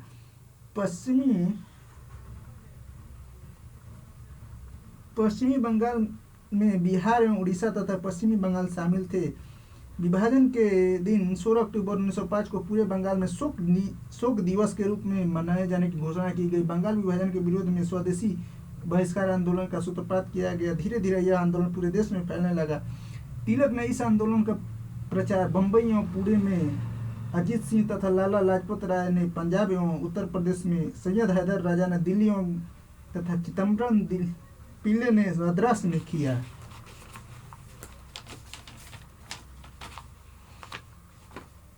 उन्नीस 1906 में कांग्रेस में कलकत्ता में हुए कांग्रेस अधिवेशन की अध्यक्षता करते हुए दादा भाई नौरोजी ने पहली बार स्वराज्य की मांग प्रस्तुत की। कांग्रेस के मंच से स्वराज्य की सर्वप्रथम मांग करने का श्रेय दादा भाई नौरोजी को है। बंग होने के बाद राष्ट्रीय आंदोलन में उग्रवादी विचार के नेताओं की पकड़ मजबूत होने लगी। जहां उदारवादी नेता हिंसा का विरोध करते थे, वहीं उग्रवादी हिंसा के समर्थक थे। कांग्रेस के कलकत्ता अधिवेशन में दोनों के मध्य वैचारिक मतभेद दबा दिया गया। अब हम देखते हैं कि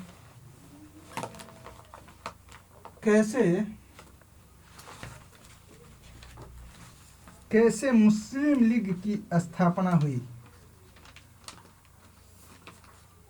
मुस्लिम लीग के पहले हम गांधीयन फेज, जो गांधीवादी आंदोलन थे, उसके बारे में जानने की कोशिश करेंगे। गांधीवादी से पहले हम गदर आंदोलन के बारे में जानने की कोशिश करेंगे। गदर आंदोलन के तहत हम देखते हैं कि इसके परिचय में भारतीय स्वतंत्रता संघर्ष में अप्रवासी क्रांतिकारियों का महत्वपूर्ण योगदान रहा। वे ऐसे व्यक्ति थे जिसे ब्रिटिश सरकार गिरफ्तार करना चाहती थी। इस गिरफ्तारी एवं दंड से बचने के लिए बाहर चले गए थे तथा कुछ क्रांतिकारी को यूरोप, अमेरिका, मध्य पूर्व में भारत की स्थिति बनाने को भेजा गया था। वे बाहर जाकर अस्त्र शस्त्र खरीदकर भारत में क्रांति लाना चाहते थे।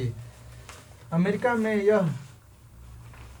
यह काम पहले से ही तारकंद सोहन सिंह भाकना के द्वारा किया जा रहा था। वे अमेरिकी तटों के किनारे रहने वाले भारतीयों को उत्प्रेरित कर रहे थे। लाला हरदयाल की अप्रैल 1911 में अमेरिका पहुंचने के पश्चात क्रांतिकारियों के उत्साह में और भी वृद्धि हुई।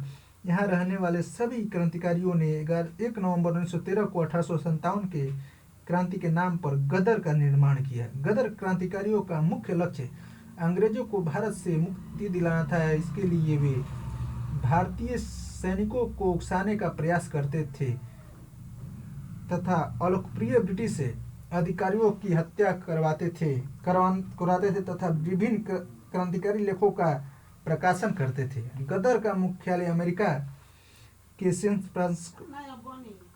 फ्रांसिस्को में था, जबकि उसकी शाखाएं अमेरिका सहित अन्य देशों में भी थी। 1914 के 3 महत्वपूर्ण घटनाओं में गदर को प्रोत्साहित किया था। मार्च 1914 में लाला हरदयाल का अमेरिका आगमन, कामागाटोमारू घटना को भारतीय ने, यह भी घटना बहुत महत्वपूर्ण थी। इसके तहत भारतीयों ने किराया पर एक नाव लिया था। यह जहाज अप्रवासी भारतीयों को लेकर कनाडा जाने वाला था, परंतु कनाडियन प्रशासन ने इस जहाज को अपनी बंदरगाह पर ही नहीं उतरने दिया। कनाडा से यह जहाज विश्व के विभिन्न बंदरगाहों से होते हुए कलकत्ता गया। इस यात्रा के दौरान लगभग 40 क्रांतिकारियों की मौत हो गई थी। कलकत्ता आने पर ब्रिटिश सरकार जहाज को गिरफ्तार करना चाहती थी, जिससे कलकत्ता में विद्रोह हुआ था। इसके बाद हम देखते हैं कि गदर आंदोलन की योजना क्या थी। भारतीय सैनिकों में विद्रोह के लिए भड़काना इनकी योजना थे। ब्रिटिश पुलिस खजाना पर पेशावर व चितगांव के एक साथ आक्रमण किया था। जर्मन शस्त्र की सहायता से ब्रिटिश सरकार से युद्ध की घोषणा की थी। गदर क्रांतिकारियों ने 21 फरवरी 1915 को क्रांति के दिन निश्चित किया, परंतु दुर्भाग्य से इसकी सूचना अंग्रेजी अधिकारियों को मिल गया। गदर नेता बीजी पिंगले एवं साथियों को गिरफ्तार कर लिया गया। गिरफ्तारी के बाद उन्हें अंडमान द्वीप भेज दिया गया। रास बिहार बोस गिरफ्तारी से बचने के लिए जापान चले गए। इस प्रकार गदर आंदोलन असफल रहा। लेकिन इसके योगदान में हम देखेंगे कि यद्यपि यह असफल रहा, परंतु भारतीय इतिहास में इनके योगदान को कभी भुलाया नहीं जा सकता। गदर क्रांति के भारतीय इतिहास के संदर्भ में हम देखेंगे कि गदर क्रांतिकारियों का सबसे बड़ा उपलब्धि आम लोगों में देशभक्ति की भावना जागृत करने का रहा था। यद्यपि अधिकांश गदर क्रांतिकारी सिख समुदाय से थे, परंतु वे धार्मिक एवं क्षेत्रीय भावनाओं से पूर्णतः मुक्त थे। उनका विचारधारा पूर्णतः लोकतांत्रिक एवं समतामूलक था। वे भारत के स्वतंत्र गणतंत्र की स्थापना करना चाहते थे। इस आंदोलन की प्रकृति अंतर्राष्ट्रीयवादी थी तथा लाला हरदयाल की कृतियों एवं भाषणों में सदैव आयरिश एवं रूसी क्रांतियों का उल्लेख मिलता रहता है। गदर क्रांति की कमियां यह रही कि संगठनात्मक संरचनात्मकता का अभाव रहा। वे केवल जोश एवं मातृभूमि के प्रेम पर ही अपना सर्वस्व न्यौछावर करना चाहते थे। इस तरह की भावनात्मक उत्तेजना से शक्तिशाली शत्रु को पराजित नहीं कर सकते हैं। समन्वय का अभाव रहा, जिसमें भारतीय क्रांतिकारी बर्लिन क्रांतिकारी गदर नेतृत्व के बीच समन्वय का अभाव रहा। वे ब्रिटिश सरकार की शक्ति को कम करके आंक गए थे। वे सशक्त एवं सर्वस्वीकृत नेतृत्व देने में असफल रहे थे। अब हम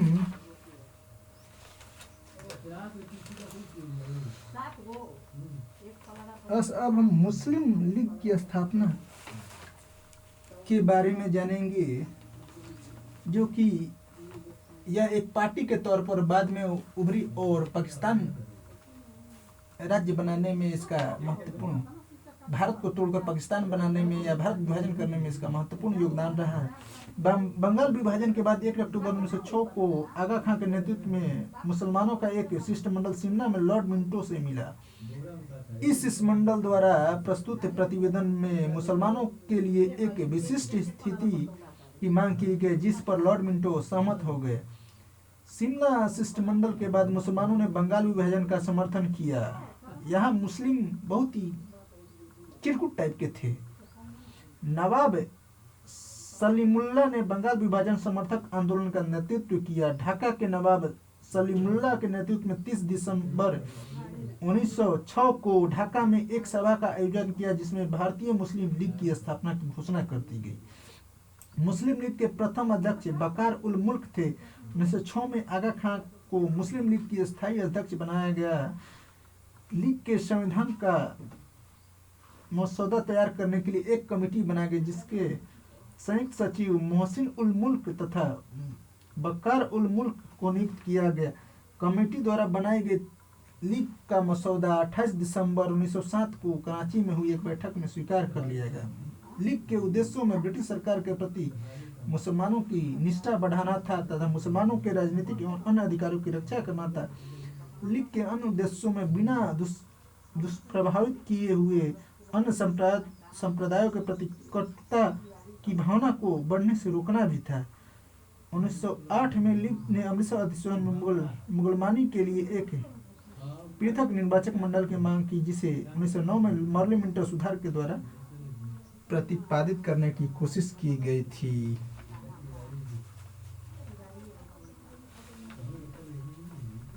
अब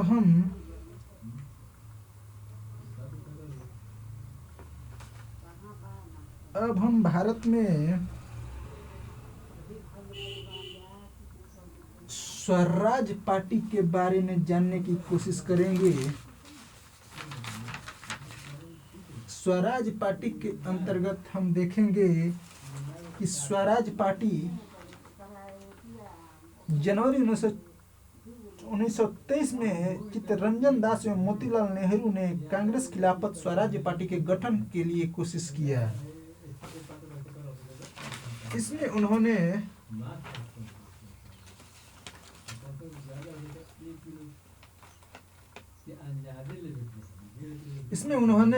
भारत सरकार अधिनियम 1919 के अंतर्गत किए जाने वाले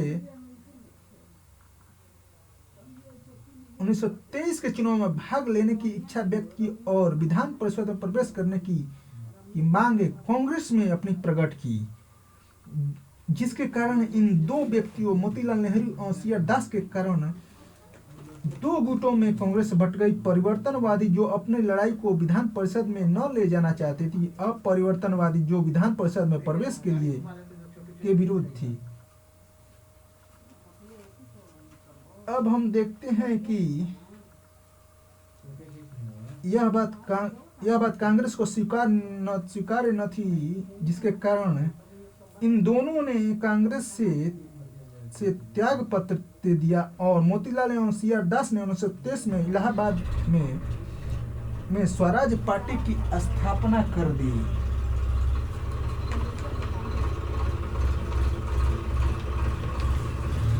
स्वराज पार्टी की स्थापना करने के बाद उन्होंने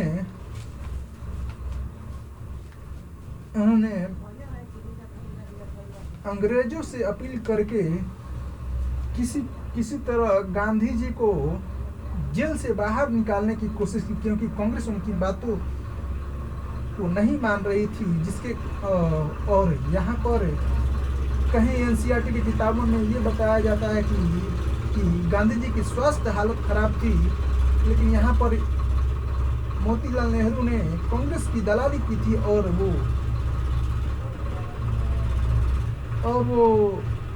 वो गांधी जी को जेल से बाहर निकालने की कोशिश किए, जिसके तहत 5 फरवरी 1924 को गांधी जी को जेल से बाहर निकाला गया, या कहें तो उनकी खराब स्वास्थ्य के कारण उन्हें जेल से बाहर निकाला गया। इसके बाद ही गांधी जी ने 6 नवंबर 1924 को गांधी जी, मोतीलाल नेहरू और सीआर दास के मध्य समझौता हुआ। यह समझौता को बड़े चालाकी से मोतीलाल नेहरू ने गांधी दास समझौता के नाम से प्रसिद्ध कर दिया, जिसे एनसीईआरटी के किताबों में गांधी दास समझौता के नाम से पढ़ाया जाता है। समझौता द्वारा यह तय हुआ कि स्वराज पार्टी अपना काम कांग्रेस से स्वतंत्र होकर एक स्वायत्त निकाय के रूप में करेगी, उसका अपना अलग सचिवालय होगा। इसे 1924 के बेलगांव अधिवेशन में गांधी जी द्वारा कांग्रेस के अध्यक्ष पद पर रहते हुए पुष्टि कर दी गई, जिसके अध्यक्ष गांधी जी ही थे। तथा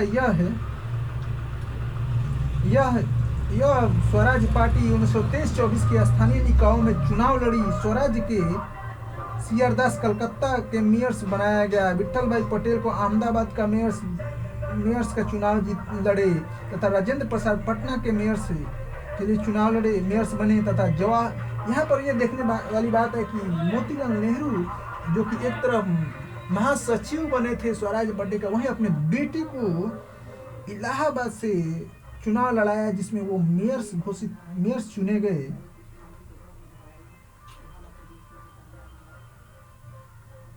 तथा अपने को ये चुनाव होने के बाद केंद्रीय विधानमंडल में स्वराजियों के नेता के तौर पर मोतीलाल नेहरू ने स्थापित किया। वहीं सीआर दास को दरकिनार करते हुए केवल बंगाल विधानमंडल में उनको जगह दी। वहीं हम देखते हैं कि 1925 में मोतीलाल नेहरू ने स्कीम कमेटी की सदस्यता स्वीकार करी, जो कि थल सेना के भारतीयकरण के लिए बनाई गई थी। इस कमेटी में भारतीय मोहम्मद अली जिन्ना एवं रामचंद्र थे। इस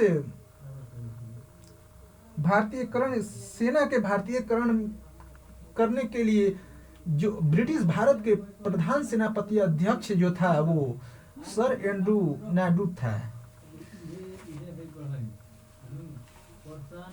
अब हम स्वराज पार्टी के उद्देश्य एवं कार्यक्रम को जानने की कोशिश करेंगे।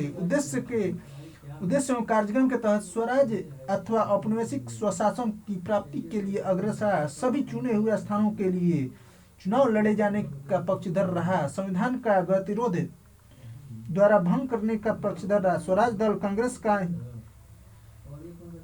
कांग्रेस का ही अंग रहेगा ऐसा वो कहता रहा, लेकिन वो कांग्रेस से अलग होकर काम करता रहा, अपना सचिवालय अलग बना दिया। गांधी जी के कार्यक्रम को स्वीकार करने की भी बात उसने स्वीकार करी। स्वराज दल का कार्य के तौर पर हम देखेंगे तो नवंबर 1923 के चुनाव में केंद्रीय लेजिस्लेटिव असेंबली में 105 निर्वाचित स्थानों में से 47 स्थान प्राप्त किए। 1924 ईस्वी में मुंडमैन समिति का गठन ताकि 1919 के संविधान का पुनरीक्षण किया जा सके। 1925 में विठल भाई पटेल सेंट्रल लेजिस्लेटिव असेंबली को स्वीकार निर्वाचित हुए। कपास पर लगने वाले उत्पाद शुल्क को समाप्ति, नमक कर की कटौती, श्रमिकों की स्थिति में सुधार, मजदूर संघों की सुरक्षा आदि के लिए बात की। केंद्रीय प्रांतों में जहां परिषद में उनका पूर्ण बहुमत था, स्वराज्यों ने मंत्रियों को त्यागपत्र देने तथा दैत्य शासन व्यवस्था को विफल करने के लिए प्रोत्साहित किया। स्वराज्यों को राजनीति से ही राष्ट्रवादी भारतीयों को सर्वप्रथम संसद बनने का अवसर मिला। 1930 में सविनय अवज्ञा आंदोलन की घोषणा कर स्वराज पार्टी ने विधानमंडलों का बहिष्कार कर दिया। इस प्रकार 1930 में प्रारंभ स्वराज पार्टी का सूर्यास्त हो गया। ये अब हम स्वराज पार्टी की उपलब्धियों के बारे में जानेंगे। गठबंधन के सहयोगियों के साथ मिलकर स्वराजियों ने कई बार सरकार के विरुद्ध मतदान किया। स्वशासन, नागरिक स्वतंत्रता और औद्योगिकरण के समर्थन में उन्होंने शक्तिशाली विचार प्रस्तुत किया। 1928 में सार्वजनिक सुरक्षा विधेयक तथा ट्रेड डिस्ट्रीब्यूट विधेयक पर सरकार को पराजित किया। उन्होंने 1919 के सुधारों को खोखलापन उजागर किया तथा प्रांतों में दैत्य शासन की स्थापना को गलत सिद्ध किया। उन्होंने राष्ट्रीय आंदोलन को राजनीतिक शून्यता को भरने का महत्वपूर्ण कार्य किया। स्वराजियों के कमजोरियों के बारे में अगर हम देखें तो वे विधानमंडलों के अंदर जुझारू संघर्ष तथा उनके बाहर राजनीतिक संघर्षों के बीच समन्वय स्थापित नहीं कर सके। वे विधानमंडलों को शक्तियों एवं विशेषाधिकारों का पूर्ण उपयोग करने में असफल रहे। वे पार्टी में पुनर्घुसपैठ कर रहे सांप्रदायिक तत्वों को रोकने में भी असफल रहे। अब हम स्वराज्यों के तहत लाहौर अधिवेशन और पूर्ण स्वराज के लक्ष्य को देखेंगे। दिसंबर 1929 में भारतीय राष्ट्रीय कांग्रेस का वार्षिक अधिवेशन तत्कालीन पंजाब प्रांत के राजधानी लाहौर में संपन्न हुआ। इस ऐतिहासिक अधिवेशन में समाजवादियों के विचारधारा में समर्थक जवाहरलाल नेहरू। अब यहाँ हम देखेंगे कि जवाहरलाल नेहरू कैसे एक प्रमुख नेता के रूप में ऊपर की ओर जवाहरलाल नेहरू की अध्यक्षता में पूर्ण स्वराज का प्रस्ताव स्वीकार करवाया गया। 21 दिसंबर 1929 को रात्रि का तिरंगा झंडा फहराया गया एवं 26 जनवरी 1930 को संपूर्ण भारत में स्वतंत्रता दिवस मनाने का निर्णय लिया गया। इसी के साथ प्रत्येक 26 जनवरी को स्वतंत्रता दिवस के रूप में मनाने की परंपरा शुरू हुई। कांग्रेस समिति ने इस अधिवेशन में सविनय अवज्ञा आंदोलन प्रारंभ करने का अधिकार मिला।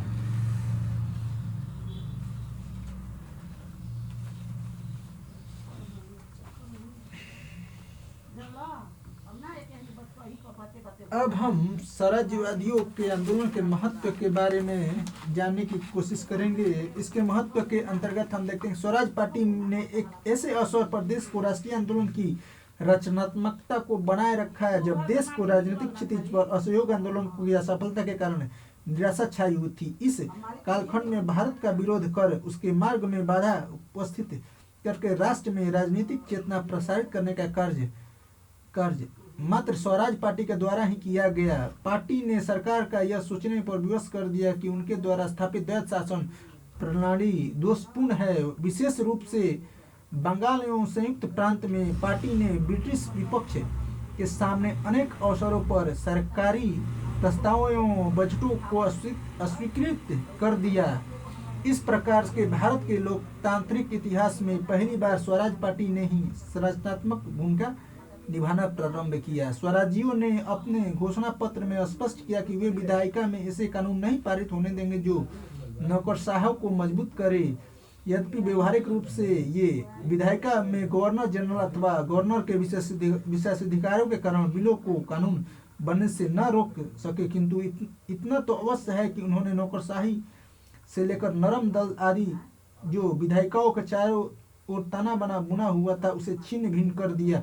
स्वराज पार्टी ने सदैव यह कहा कि वह कांग्रेस के रचनात्मक कार्यक्रम के लिए कार्य करेगी। उसकी कार्यक्रम कांग्रेस के कार्यक्रम के पूरक है। स्वराज पार्टी द्वारा स्वराज शब्द का प्रयोग किए जाने के उपरांत ही भारत में स्वराज शब्द अत्यंत लोकप्रिय हुआ।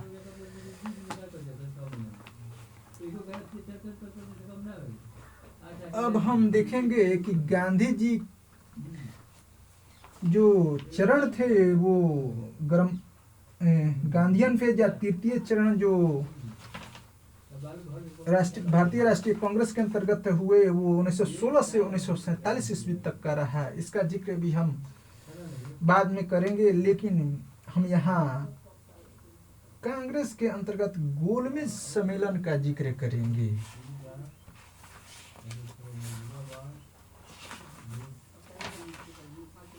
गोलमेज सम्मेलन का जिक्र करेंगे। इसके तहत हम देखते हैं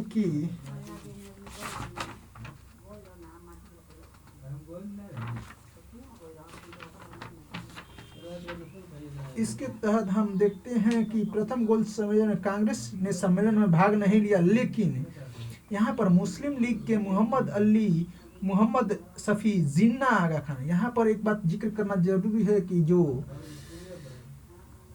पंडित जवाहरलाल नेहरू, मोहम्मद अली जिन्ना, माउंटबेटन एवं उसकी सहयोगी रही उनकी पत्नी, ये चारों एक ही कॉलेज से लॉ की पढ़ाई किए थे और ये लोग अपनी मुहिम के तहत एक क्रमबद्ध संख्या से या पंडित जवाहरलाल नेहरू हो या जिन्ना दोनों आगे की ओर बढ़ना शुरू कर दिए थे।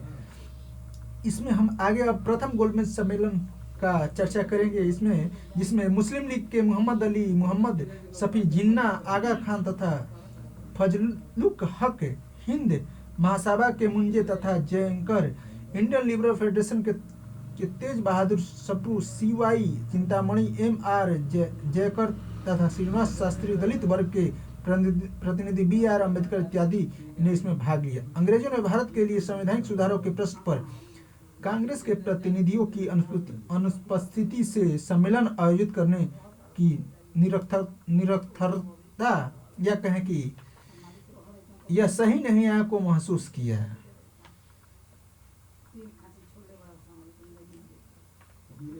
इसके बाद हम गोलमेज सम्मेलन के द्वितीय आयोजन के बारे में देखेंगे। तो इसमें कांग्रेस ने एकमात्र प्रतिनिधि गांधी और ने अन्य दल के प्रतिनिधि के रूप के साथ भाग लिया। मुस्लिम लीग के अलग निर्वाचन क्षेत्र के मांग के साथ साथ दलित वर्ग, भारतीय ईसाई वर्ग, एंग्लो इंडियन तथा यूरोपीय भी मांग करने लगे। इन्होंने मुसलमानों के दावों को स्वीकार करने के लिए यह शर्त रखी कि मुसलमान कांग्रेस द्वारा स्वतंत्रता की मांग का समर्थन करेंगे। सम्मेलन को समाप्ति रेमजे मैकडोनाल्ड द्वारा 2 नए मुस्लिम बाहुल्य प्रांतों, उत्तर पश्चिमी सीमांत प्रांत तथा सिंध के गठन द्वारा इंडियन काउंसिलेटिव कमेटी एवं 3 विशेषज्ञ समिति, नागरिक, अर्थ तथा राज्य की स्थापना के साथ की गई, जिसमें वह भी कहा गया कि भारतीय अल्पसंख्यकों के प्रश्न पर सहमत नहीं होते हैं तो ब्रिटिश कम्युनल अवार्ड लागू किया जाएगा, जिसके द्वारा हम देखते हैं कम्युनल अवार्ड में पुनः समझौता किया गया, जिसमें पृथक निर्वाचक मंडल की व्यवस्था की बात कही गई। और यहाँ पर हम देखते हैं गांधी जी उस समय जेल में उनको अरेस्ट करके जेल में भेज दिया था। वहीं जेल से ही गांधी जी ने आमरण अनशन किया था, जिसके बाद यहाँ पर फिर से नेहरू, राजेंद्र प्रसाद या अन्य लोग गांधी जी से मिलने जेल गए और वहां पर अंबेडकर के साथ पुनः पैक्ट करवाया। अब हम तृतीय गोलमेज सम्मेलन के बारे में जानेंगे। इस अधिवेशन में कांग्रेस के किसी भी प्रतिनिधि द्वारा भाग नहीं लिया गया तथा कुल प्रतिनिधि की संख्या पहले से 2 अधिवेशनों से बहुत कम थी। इस अधिवेशन में लगभग सभी विषयों का प्रतिनिधि सहमत हो गए। ब्रिटिश शासन ने 3 अधिवेशन और हुए विचारों के आधार पर भारतीय संविधान के सुधारों का प्रस्ताव प्रस्तुत किया, जिसका मार्च 1933 ईस्वी में प्रकाशित श्वेत पत्र में शामिल किया गया। ब्रिटिश संसद के संयुक्त सचिव द्वारा श्वेत पत्र की जांच कर इसकी स्वीकृति अक्टूबर 1934 को दी गई। इसकी रिपोर्ट पर आधारित एक बिल ब्रिटिश संसद में पारित किया, जिसे गवर्नर ऑफ इंडिया एक्ट 1935 के नाम से जाना जाता है।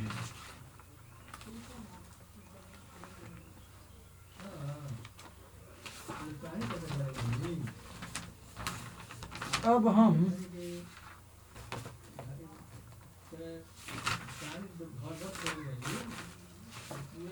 गांधी जी द्वारा, इससे पहले कि हम अब आगे बढ़े, गांधी जी के द्वारा जो मेन आंदोलन चलाया गया गांधीयन फेज में, उसको संक्षिप्त में जानने की कोशिश करेंगे। इसके अंतर्गत गांधी जी द्वारा असहयोग आंदोलन चलाया गया, जो 1920-21 से 21 में चलाया गया। इसके बाद चोरी चौरा कांड हुआ। उसके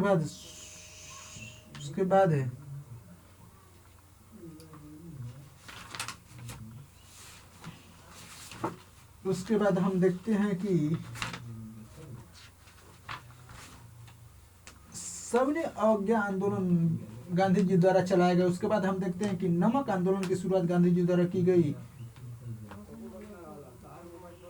इसके बाद हम देखते हैं कि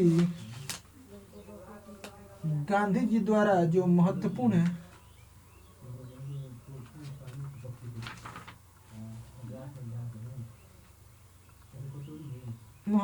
भारत छोड़ो आंदोलन या कांग्रेस के द्वारा भारत छोड़ो आंदोलन की शुरुआत की गई।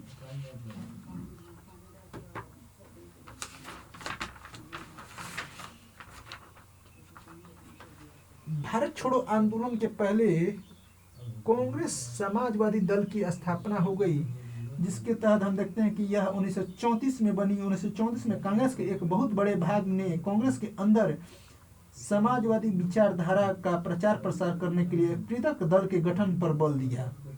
इसी उद्देश्य से जयप्रकाश नारायण, आचार्य नरेंद्र देव, अच्युत पटवर्धन तथा मीनू मसानी ने मिलकर 1934 में कांग्रेस समाजवादी दल की स्थापना की। कांग्रेस समाजवादी दल का पहला अखिल भारतीय सम्मेलन 21 अक्टूबर 1934 को मुंबई में हुआ था। इस सम्मेलन की अध्यक्षता आचार्य नरेंद्र देव ने की थी।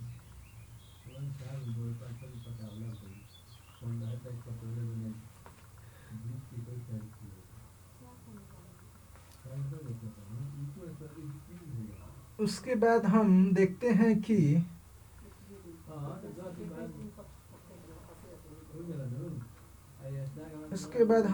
कि भारत में कम्युनिस्ट पार्टी की स्थापना कैसे कैसे हुई।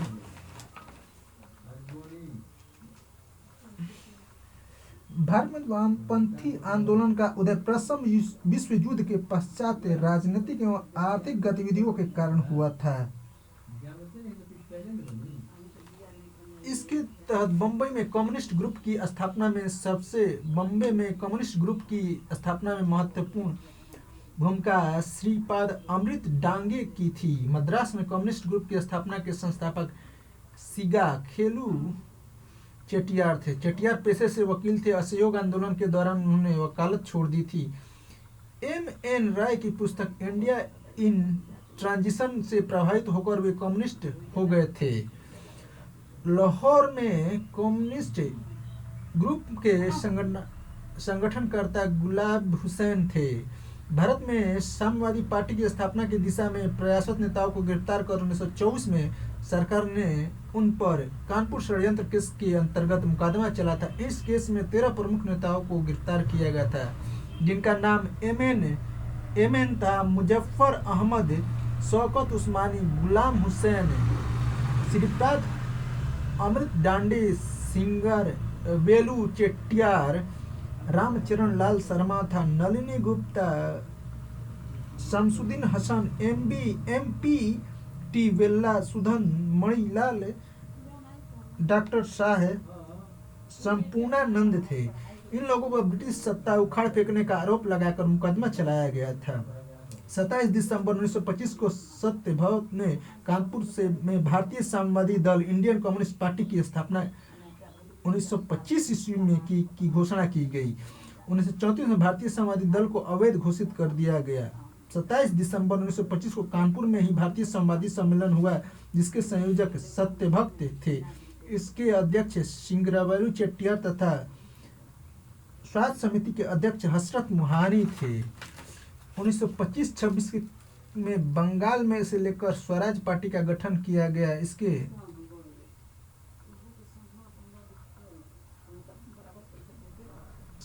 बारे में हम पहले ही जिक्र कर चुके हैं।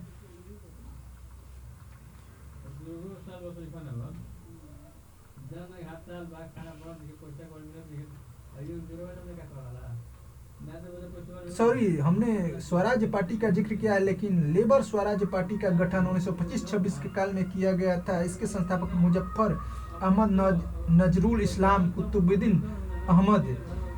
देखिए एक तरफ से कैसे स्वराज पार्टी का गठन हुआ और दूसरी तरफ एक लेबर स्वराज पार्टी का गठन किया गया। हेमंत कुमार सरकार प्रमुख थे। बाद में इस संगठन का नाम बदलकर बंगीय कृषक और श्रमिक दल the Bengal peasant and work party कर दिया गया था। लागोल लेबर स्वराज पार्टी का मुख्य पत्र था, जिसका प्रकाशन 16 दिसंबर 1925 को आरंभ किया गया। लेबर स्वराज पार्टी भारत की पहली किसान मजदूर पार्टी थी। बम्बई में मजदूर किसान पार्टी की स्थापना 1927 में हुई थी। एस मिर्जाकर इसके सचिव तथा डुंडिनाज हेडेंगरी इसके अध्यक्ष चुने गए। मराठी साप्ताहिक क्रांति बम्बई मजदूर किसान पार्टी का मुख्य पत्र था। इस संगठन का सबसे अधिक प्रभाव बम्बई के मजदूरों पर था।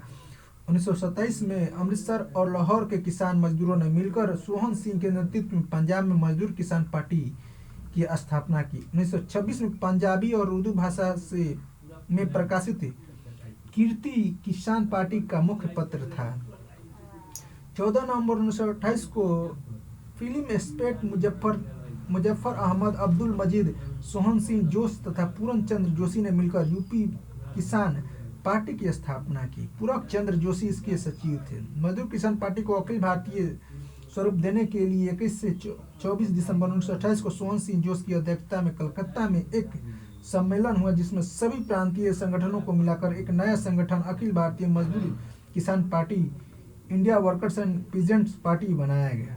बम्बई को RS निम्बकर इसके सचिव चुने गए। कम्युनिस्टों के बढ़ते प्रभाव को रोकने के लिए ब्रिटिश सरकार ने 1928-29 में जन सुरक्षा कानून, हिटली कमीशन, ट्रेड डिस्प्यूट्स एक्ट तथा मेरठ षड्यंत्र का सहारा लिया। 1929 में मेरठ षड्यंत्र के अंतर्गत कुल 32 लोगों को मुकदमा चला, जिसमें 3 अंग्रेज भी थे। ये अंग्रेज फिलिप स्टेट, बैन ब्रैडले तथा लेटर हैंसेंस थे।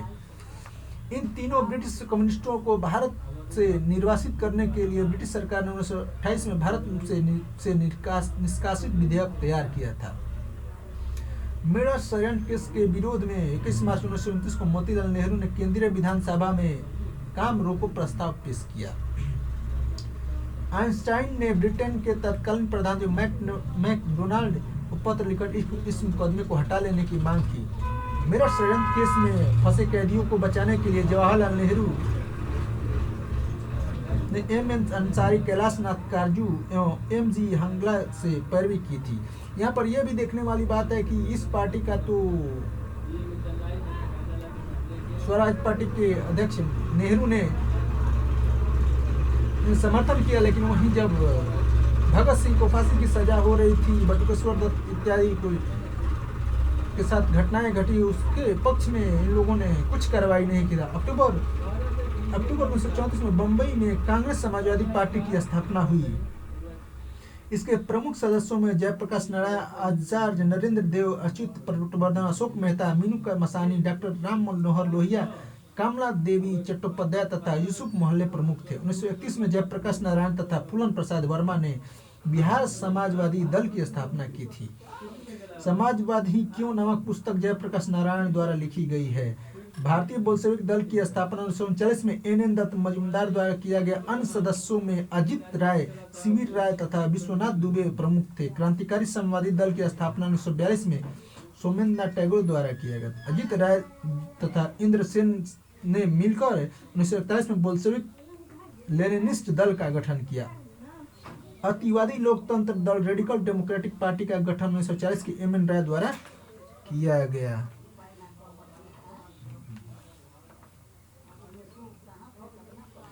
अब हम देखेंगे कैसे अखिल भारतीय बंगाल सम्मेलन का आयोजन ये पंडित नेहरू द्वारा किया गया था। भारत में नौजवान सभाएं बन रही थी और छात्रों के सम्मेलन हो रहे थे। पहला अखिल बंगाल छात्र सम्मेलन 1928 में जवाहरलाल नेहरू की अध्यक्षता में हुआ। भारत में युवा राष्ट्रवादी धीरे धीरे समाजवाद की तरफ आकर्षित होने लगे थे और देश जिन परिस्थितियों में राजनीतिक, आर्थिक और सामाजिक बुराइयों से पीड़ित था, उनके लिए दूरगामी हल सुलझाने लगे थे। देश में समाजवादी और कम्युनिस्ट गुटों की स्थापना होती है। अब हम समाजवादी और समुदायवादी के अंतर्गत रूसी क्रांति ने अनेक युवा राष्ट्रवादियों को अपनी ओर आकर्षित किया था। इसमें से अनेक गांधीवादी राजनीतिक विचारक और कार्यक्रम से असंतुष्ट थे, इसलिए वे समाजवादी विचारधारा की ओर मुड़े। मानवेंद्र नाथ राय अंतर्राष्ट्रीय समुदायवाद के नेतृत्व वर्ग में चुने जाने वाले प्रथम भारतीय थे। वर्ष 1924 में सरकार ने मुजफ्फर अहमद और श्रीपाद अमृत काको को गिरफ्तार करके उन पर कम्युनिस्ट विचारों के प्रचार का आरोप और कानपुर षड्यंत्र का मुकदमा चलाया। वर्ष 1925 में कम्युनिस्ट पार्टी की स्थापना की। ये सब तो हम पहले ही जान चुके हैं।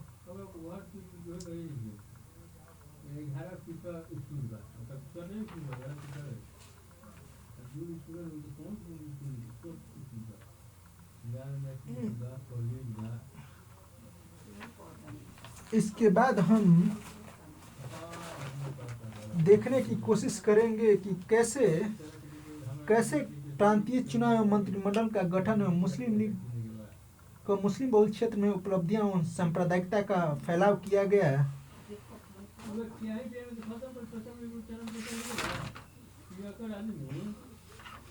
प्रांतीय चुनाव और मंत्रिमंडल के गठन के तहत हम देखते हैं कि भारत सरकार अधिनियम 1935 के पारित होने से पहले ही कांग्रेसी नेता चुनाव के लिए तैयारी के लिए पुनः स्वराज पार्टी को पुनर्जीवित करने के बारे में विचार करने लगे थे। कांग्रेस के कुछ नेता इस बात पर विचार करने लगे कि शहर के आंदोलन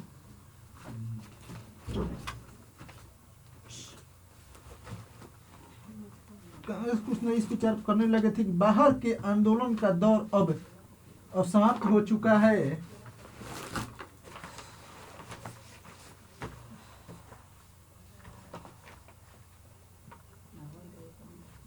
अतः इन्हें फिर से विधानसभाओं में प्रवेश कर उन्हें अंदर से दमन का विरोध करना चाहिए। इसी विचार को लेकर 31 मार्च को 1934 को डॉक्टर अंसारी की अध्यक्षता में दिल्ली में एक सम्मेलन हुआ, जिसमें स्वराज पार्टी को पुनर्जीवित करने का निर्णय लिया गया। स्वराज पार्टी को पुनः स्थापित करने के उद्देश्य से डॉक्टर अंसारी, भुल्ला भाई देसाई और विधान चंद्र राव एक प्रतिनिधि मंडल गांधी जी से मिला था। इस कार्य के लिए उनके आशीर्वाद की इच्छा प्रकट गांधी जी ने आशीर्वाद दिया। इसके बाद कांग्रेसी नेता चुनाव में जुट गए।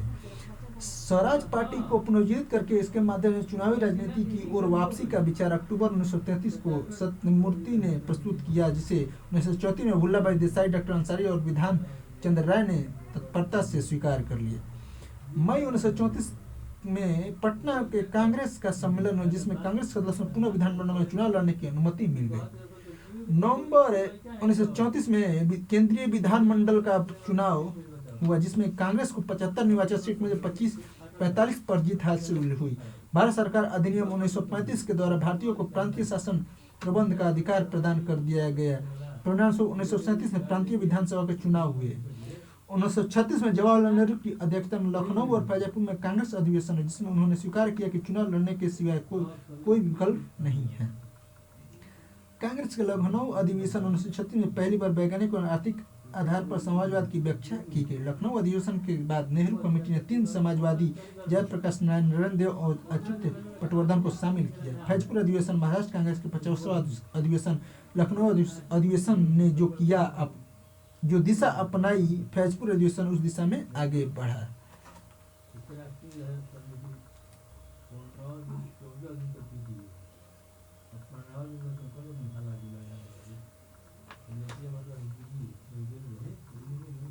इसमें हम देखते हैं कि कांग्रेस 1161 सीटों पर चुनाव लड़ी थी, जिसमें उसने 716 सीटों पर अपनी जीत दर्ज की थी। बम्बई, असम एवं उत्तरी पश्चिम सीमांत में सबसे बड़े दल होने के कारण कांग्रेस ने अपनी सरकार बनाई। बंगाल, पंजाब और सिंध में कांग्रेस को बहुमत नहीं मिला। इस प्रकार 8 प्रांतों में कांग्रेस का गठन हुआ। बंगाल, पंजाब और सिंध प्रांत में कांग्रेस सरकार बनने में असफल है। उत्तरी पश्चिमी सीमांत में कांग्रेस की सफलता का श्रेय खान अब्दुल गफार खान तथा संगठन खुदाई खिदमतगार को प्राप्त हुआ। असम में गोपनीय बारदोलोई के नेतृत्व में कांग्रेस की सरकार बनी। 1939 में कांग्रेस सरकार ने त्यागपत्र के पश्चात असम में सैयदुल्ला के नेतृत्व में मुस्लिम लीग ने सरकार बनाई। यह सरकार 1941 तक अस्तित्व में रही। पंजाब में यूनियनिस्ट पार्टी के नेता सिकंदर हयात खां के नेतृत्व में सरकार बनी। बंगाल में एक एस के फजलुल हक के नेतृत्व में कृषक प्रजा पार्टी तथा मुस्लिम लीग की सरकार सत्ता में आई, किंतु बाद में मुस्लिम लीग का मंत्रिमंडल गठित हुआ, जो 14 अगस्त 1947 तक सत्ता में रहा। इसके प्रधानमंत्री एच.एस. सुहरावर्दी थे। सिंध प्रांत में भिन्न भिन्न नेताओं के अधीन संयुक्त सरकार का गठन हुआ। सिंध प्रांत के 2 प्रधानमंत्री गुलाम हुसैन हिदायतुल्लाह तथा अल्लाह बख्शा का कांग्रेस के साथ गहरा संबंध था। अल्लाह बख्श एक राष्ट्रवादी मुस्लिम था। उन्होंने मुस्लिम लीग की पाकिस्तान की मांग का विरोध किया था। इसके प्रत्युत्तर में 1940 में आजाद मुस्लिम कॉन्फ्रेंस की स्थापना की गई थी। यहाँ पर हम देखते हैं कि कैसे सांप्रदायिकता के आधार पर मुसलमानों को कई क्षेत्रों में वोट मिला और सांप्रदायिक आधार का तैयार हुआ। अब हम कांग्रेस के मंत्रिमंडल के कार्यकाल के बारे में जानेंगे। 8 प्रांतों में गठित कांग्रेस मंत्रिमंडल का कार्यकाल 2 वर्ष से कुछ अधिक समय तक रहा। इस दौरान वह भारत में ब्रिटिश शासन के बुनियादी साम्राज्यवादी चरित्र को बदलने और उसे नए युग को आरंभ करने में असफल रहे। किंतु 1935 के अधिनियम के अंतर्गत उसे जो अधिकार मिले थे, उसके माध्यम से उसमें जनता की दशा सुधारने का पूर्ण प्रयास किया। कांग्रेस मंत्रिमंडल ने अपने गतिविधियों को सही दिशा निर्देश देने और आपसी तालमेल स्थापित करने तथा अंग्रेजों द्वारा अंग्रेजी प्रांतीकरण करने की मंशा को असफल बनाने के उद्देश्य से केंद्रीय नियंत्रण परिषद का गठन किया। इस परिषद को संसदीय उपसमिति नाम दिया गया। इसके सदस्य सरदार वल्लभ भाई पटेल, मौलाना अबुल कलाम आजाद और डॉक्टर राजेंद्र प्रसाद को बनाया।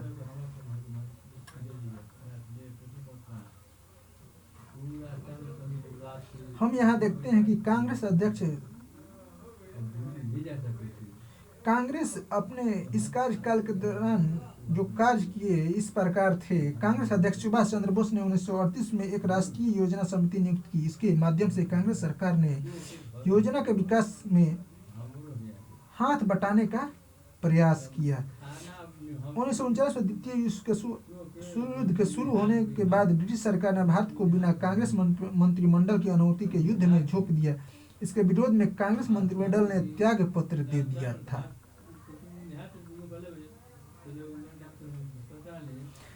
जिसके कारण कांग्रेस मंत्रिमंडल का त्यागपत्र हुआ। त्यागपत्र के अनुसार, जो कि 1939 में घोषित हुआ, 1939 में द्वितीय युद्ध के आरंभ होने से पहले के बाद तत्कालिक वायसराय लॉर्ड लिनलिथगो ने भारतीय विधानमंडल की सहमति के बिना भारत को युद्ध में शामिल कर लिया और देश में आपातकाल की घोषणा कर दी। कांग्रेस कार्य समिति ने सरकार से युद्ध के उद्देश्य को स्पष्ट करने की मांग की, किंतु सरकार ने इस मांग की उपेक्षा की। वायसराय ने भारतीयों के सामने युद्ध के बाद औपनिवेशिक स्वराज्य का पुराना कायवाद दोहराया। कांग्रेस कार्यकारिणी के आदेश पर 15 नवंबर 1939 को प्रांतीय कांग्रेस मंत्रिमंडल ने त्याग पत्र दे दिया। कांग्रेस मंत्रिमंडल के त्याग पत्र देने के बाद मुस्लिम लीग ने 22 दिसंबर 1939 को मुक्ति दिवस के रूप में मनाया। यहाँ पर सांप्रदायिकता बहुत ही बड़े स्तर पर मुस्लिम लीग द्वारा दिखाई जाती है। उसके बाद हम देशी रियासतों के विरुद्ध आंदोलन को देखेंगे। 1937 से 1939 के मध्य राष्ट्रीय आंदोलन में सबसे महत्वपूर्ण प्रगति रजवाड़ों में हुई। ये रियासत निरंकुशता और सामंतवादी शोषण की गढ़ थी तथा भारत में किसी भी क्रांति को रोकने के लिए ब्रिटिश शासकों के लिए दुर्ग थी। इन छोटी बड़ी देशी रियासतों की संख्या कुल मिलाकर 563 थी। इनका क्षेत्रफल 7,12,000 वर्ग किमी तथा जनसंख्या 8.10 करोड़ थी। इसमें 108 बड़ी रियासतें जो नरेंद्र मंडल चैम्बर ऑफ प्रिंसेस की सदस्य थी। भारतीय राजाओं के एक अंत परिषद के गठन का सुझाव 1876 में लॉर्ड लिटन ने दिया था। प्रथम विश्व युद्ध के दौरान लॉर्ड हार्डिंग ने साम्राज्यवादी सुरक्षा के लिए भारतीय राजाओं से विचार विमर्श करने के उद्देश्य से एक सम्मेलन बुलाया। लॉर्ड चेम्सफोर्ड ने इस सम्मेलन की योजना व रियासतों के सामूहिक प्रश्नों का विचार विमर्श करने के लिए भी किया। इसलिए मॉन्टेस्क्यू चेम्सफोर्ड सुधारों में इसका निश्चित सुझाव नरेंद्र मंडल के रूप में किया गया। आपसी तालमेल तथा ब्रिटिश मार्गदर्शन में अपने साझा हितों के विषय पर विचार करने के उद्देश्य से रियासतों के महाराजाओं ने 1921 में नरेंद्र मंडल चैम्बर ऑफ प्रिंसेस की स्थापना की।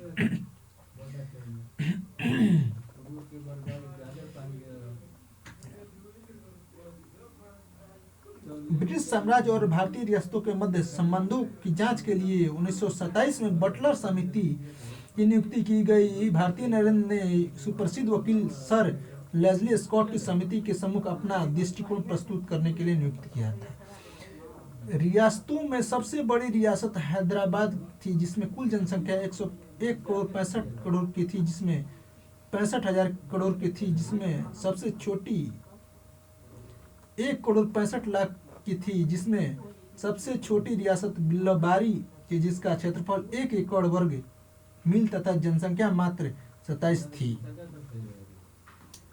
दिसंबर 1927 में बलवंत राय मेहता, मणिपाल कोठारी तथा GR अभ्यंकर के सहयोग से अखिल भारतीय राज्य जन कॉन्फ्रेंस का आयोजन किया। इस सम्मेलन में देशी रियासतों के जनता में व्यापक जागृति उत्पन्न हुई तथा मैसूर, हैदराबाद, बड़ौदा, जामनगर, इंदौर, नवानगर तथा कठियारपुर में राज्य जन कांग्रेस का गठन हुआ।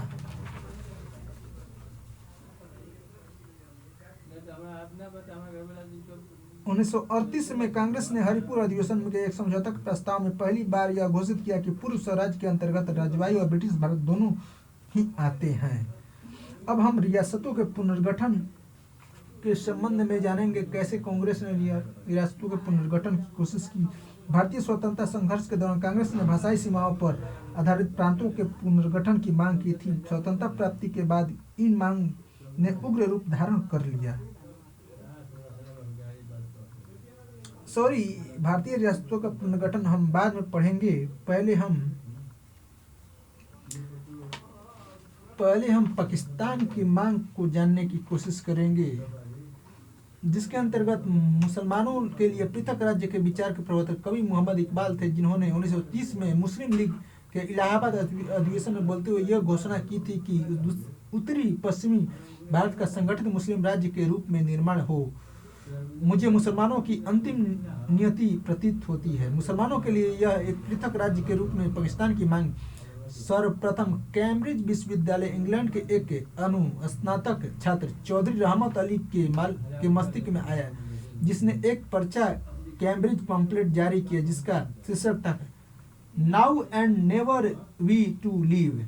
चौधरी रहमत अली ने पंजाब, उत्तरी पश्चिमी प्रांत, कश्मीर, सिंध और बलूचिस्तान को पाकिस्तान की संज्ञा दी। पाकिस्तान की मांग का प्रस्ताव खली कुज्जमा ने तैयार किया था। 23 मार्च 1940 को मुस्लिम लीग के लाहौर अधिवेशन में पहली बार पृथक पाकिस्तान राज्य के निर्माण का प्रस्ताव पारित किया गया। अधिवेशन की अध्यक्षता करते हुए जिन्ना ने अपने भाषण में कहा कि वे अलग मुस्लिम राष्ट्र के अतिरिक्त कुछ स्वीकार नहीं करेंगे। यहाँ पर सांप्रदायिकता की एक हद जो थी वो बहुत ही आगे चली गई। उसके बाद हम देखते हैं कि कैसे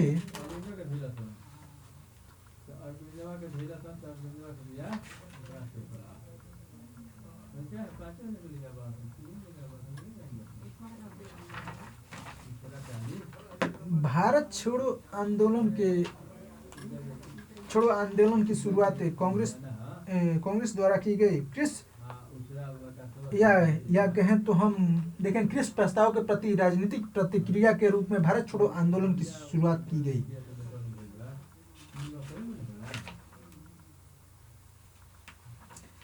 कांग्रेस द्वारा मुस्लिम लीग दोनों ने क्रिप्स प्रस्ताव को स्वीकार नहीं किया। 11 अप्रैल 1942 को कांग्रेस कार्यकारिणी की बैठक में क्रिप्स प्रस्ताव को अस्वीकार करते हुए कहा गया केवल भविष्य के वायदों से ही संतुष्टि नहीं मिलेगी, हमें तो वास्तविक स्वतंत्रता से ही संतुष्टि मिलेगी। क्रिप्स प्रस्ताव के अंतर्गत भारत की प्रतिरक्षा पर ब्रिटेन का पूर्ण नियंत्रण था। एस गोपाल ने क्रिप्स को मूलतः अनुरक्षणवादी, प्रतिक्रियाशील और सीमित प्रस्ताव की संज्ञा दी। गांधी जी ने क्रिप्स प्रस्ताव को उत्तर तिथिकीय चेक कहा। जवाहरलाल नेहरू ने इसे आगे ऐसे बैंक का जो टूट रहा है शब्द जोड़ा। मुस्लिम लीग ने जिन आधारों पर क्रिप्स प्रस्ताव को स्वीकार किया था उसमें यह था कि संविधान निर्माता सभा में पृथक निर्वाचक मंडल की मान्यता नहीं दी गई थी। दूसरा आधार था कि उनकी भारत विभाजन की मांग को स्वीकार नहीं किया गया था।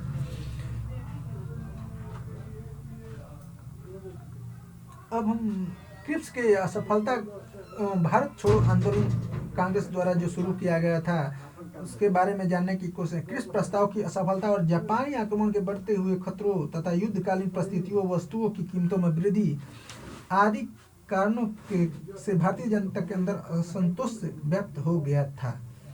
गांधी जी इस बात का विश्वास हो गया था कि अंग्रेजों को भारत में उपस्थिति जापानियों को भारत पर आक्रमण का निमंत्रण है। 5 जुलाई 1942 को गांधी जी ने हरिजन में लिखा, भारत को ईश्वर के हाथों में अथवा अराजकता के लिए छोड़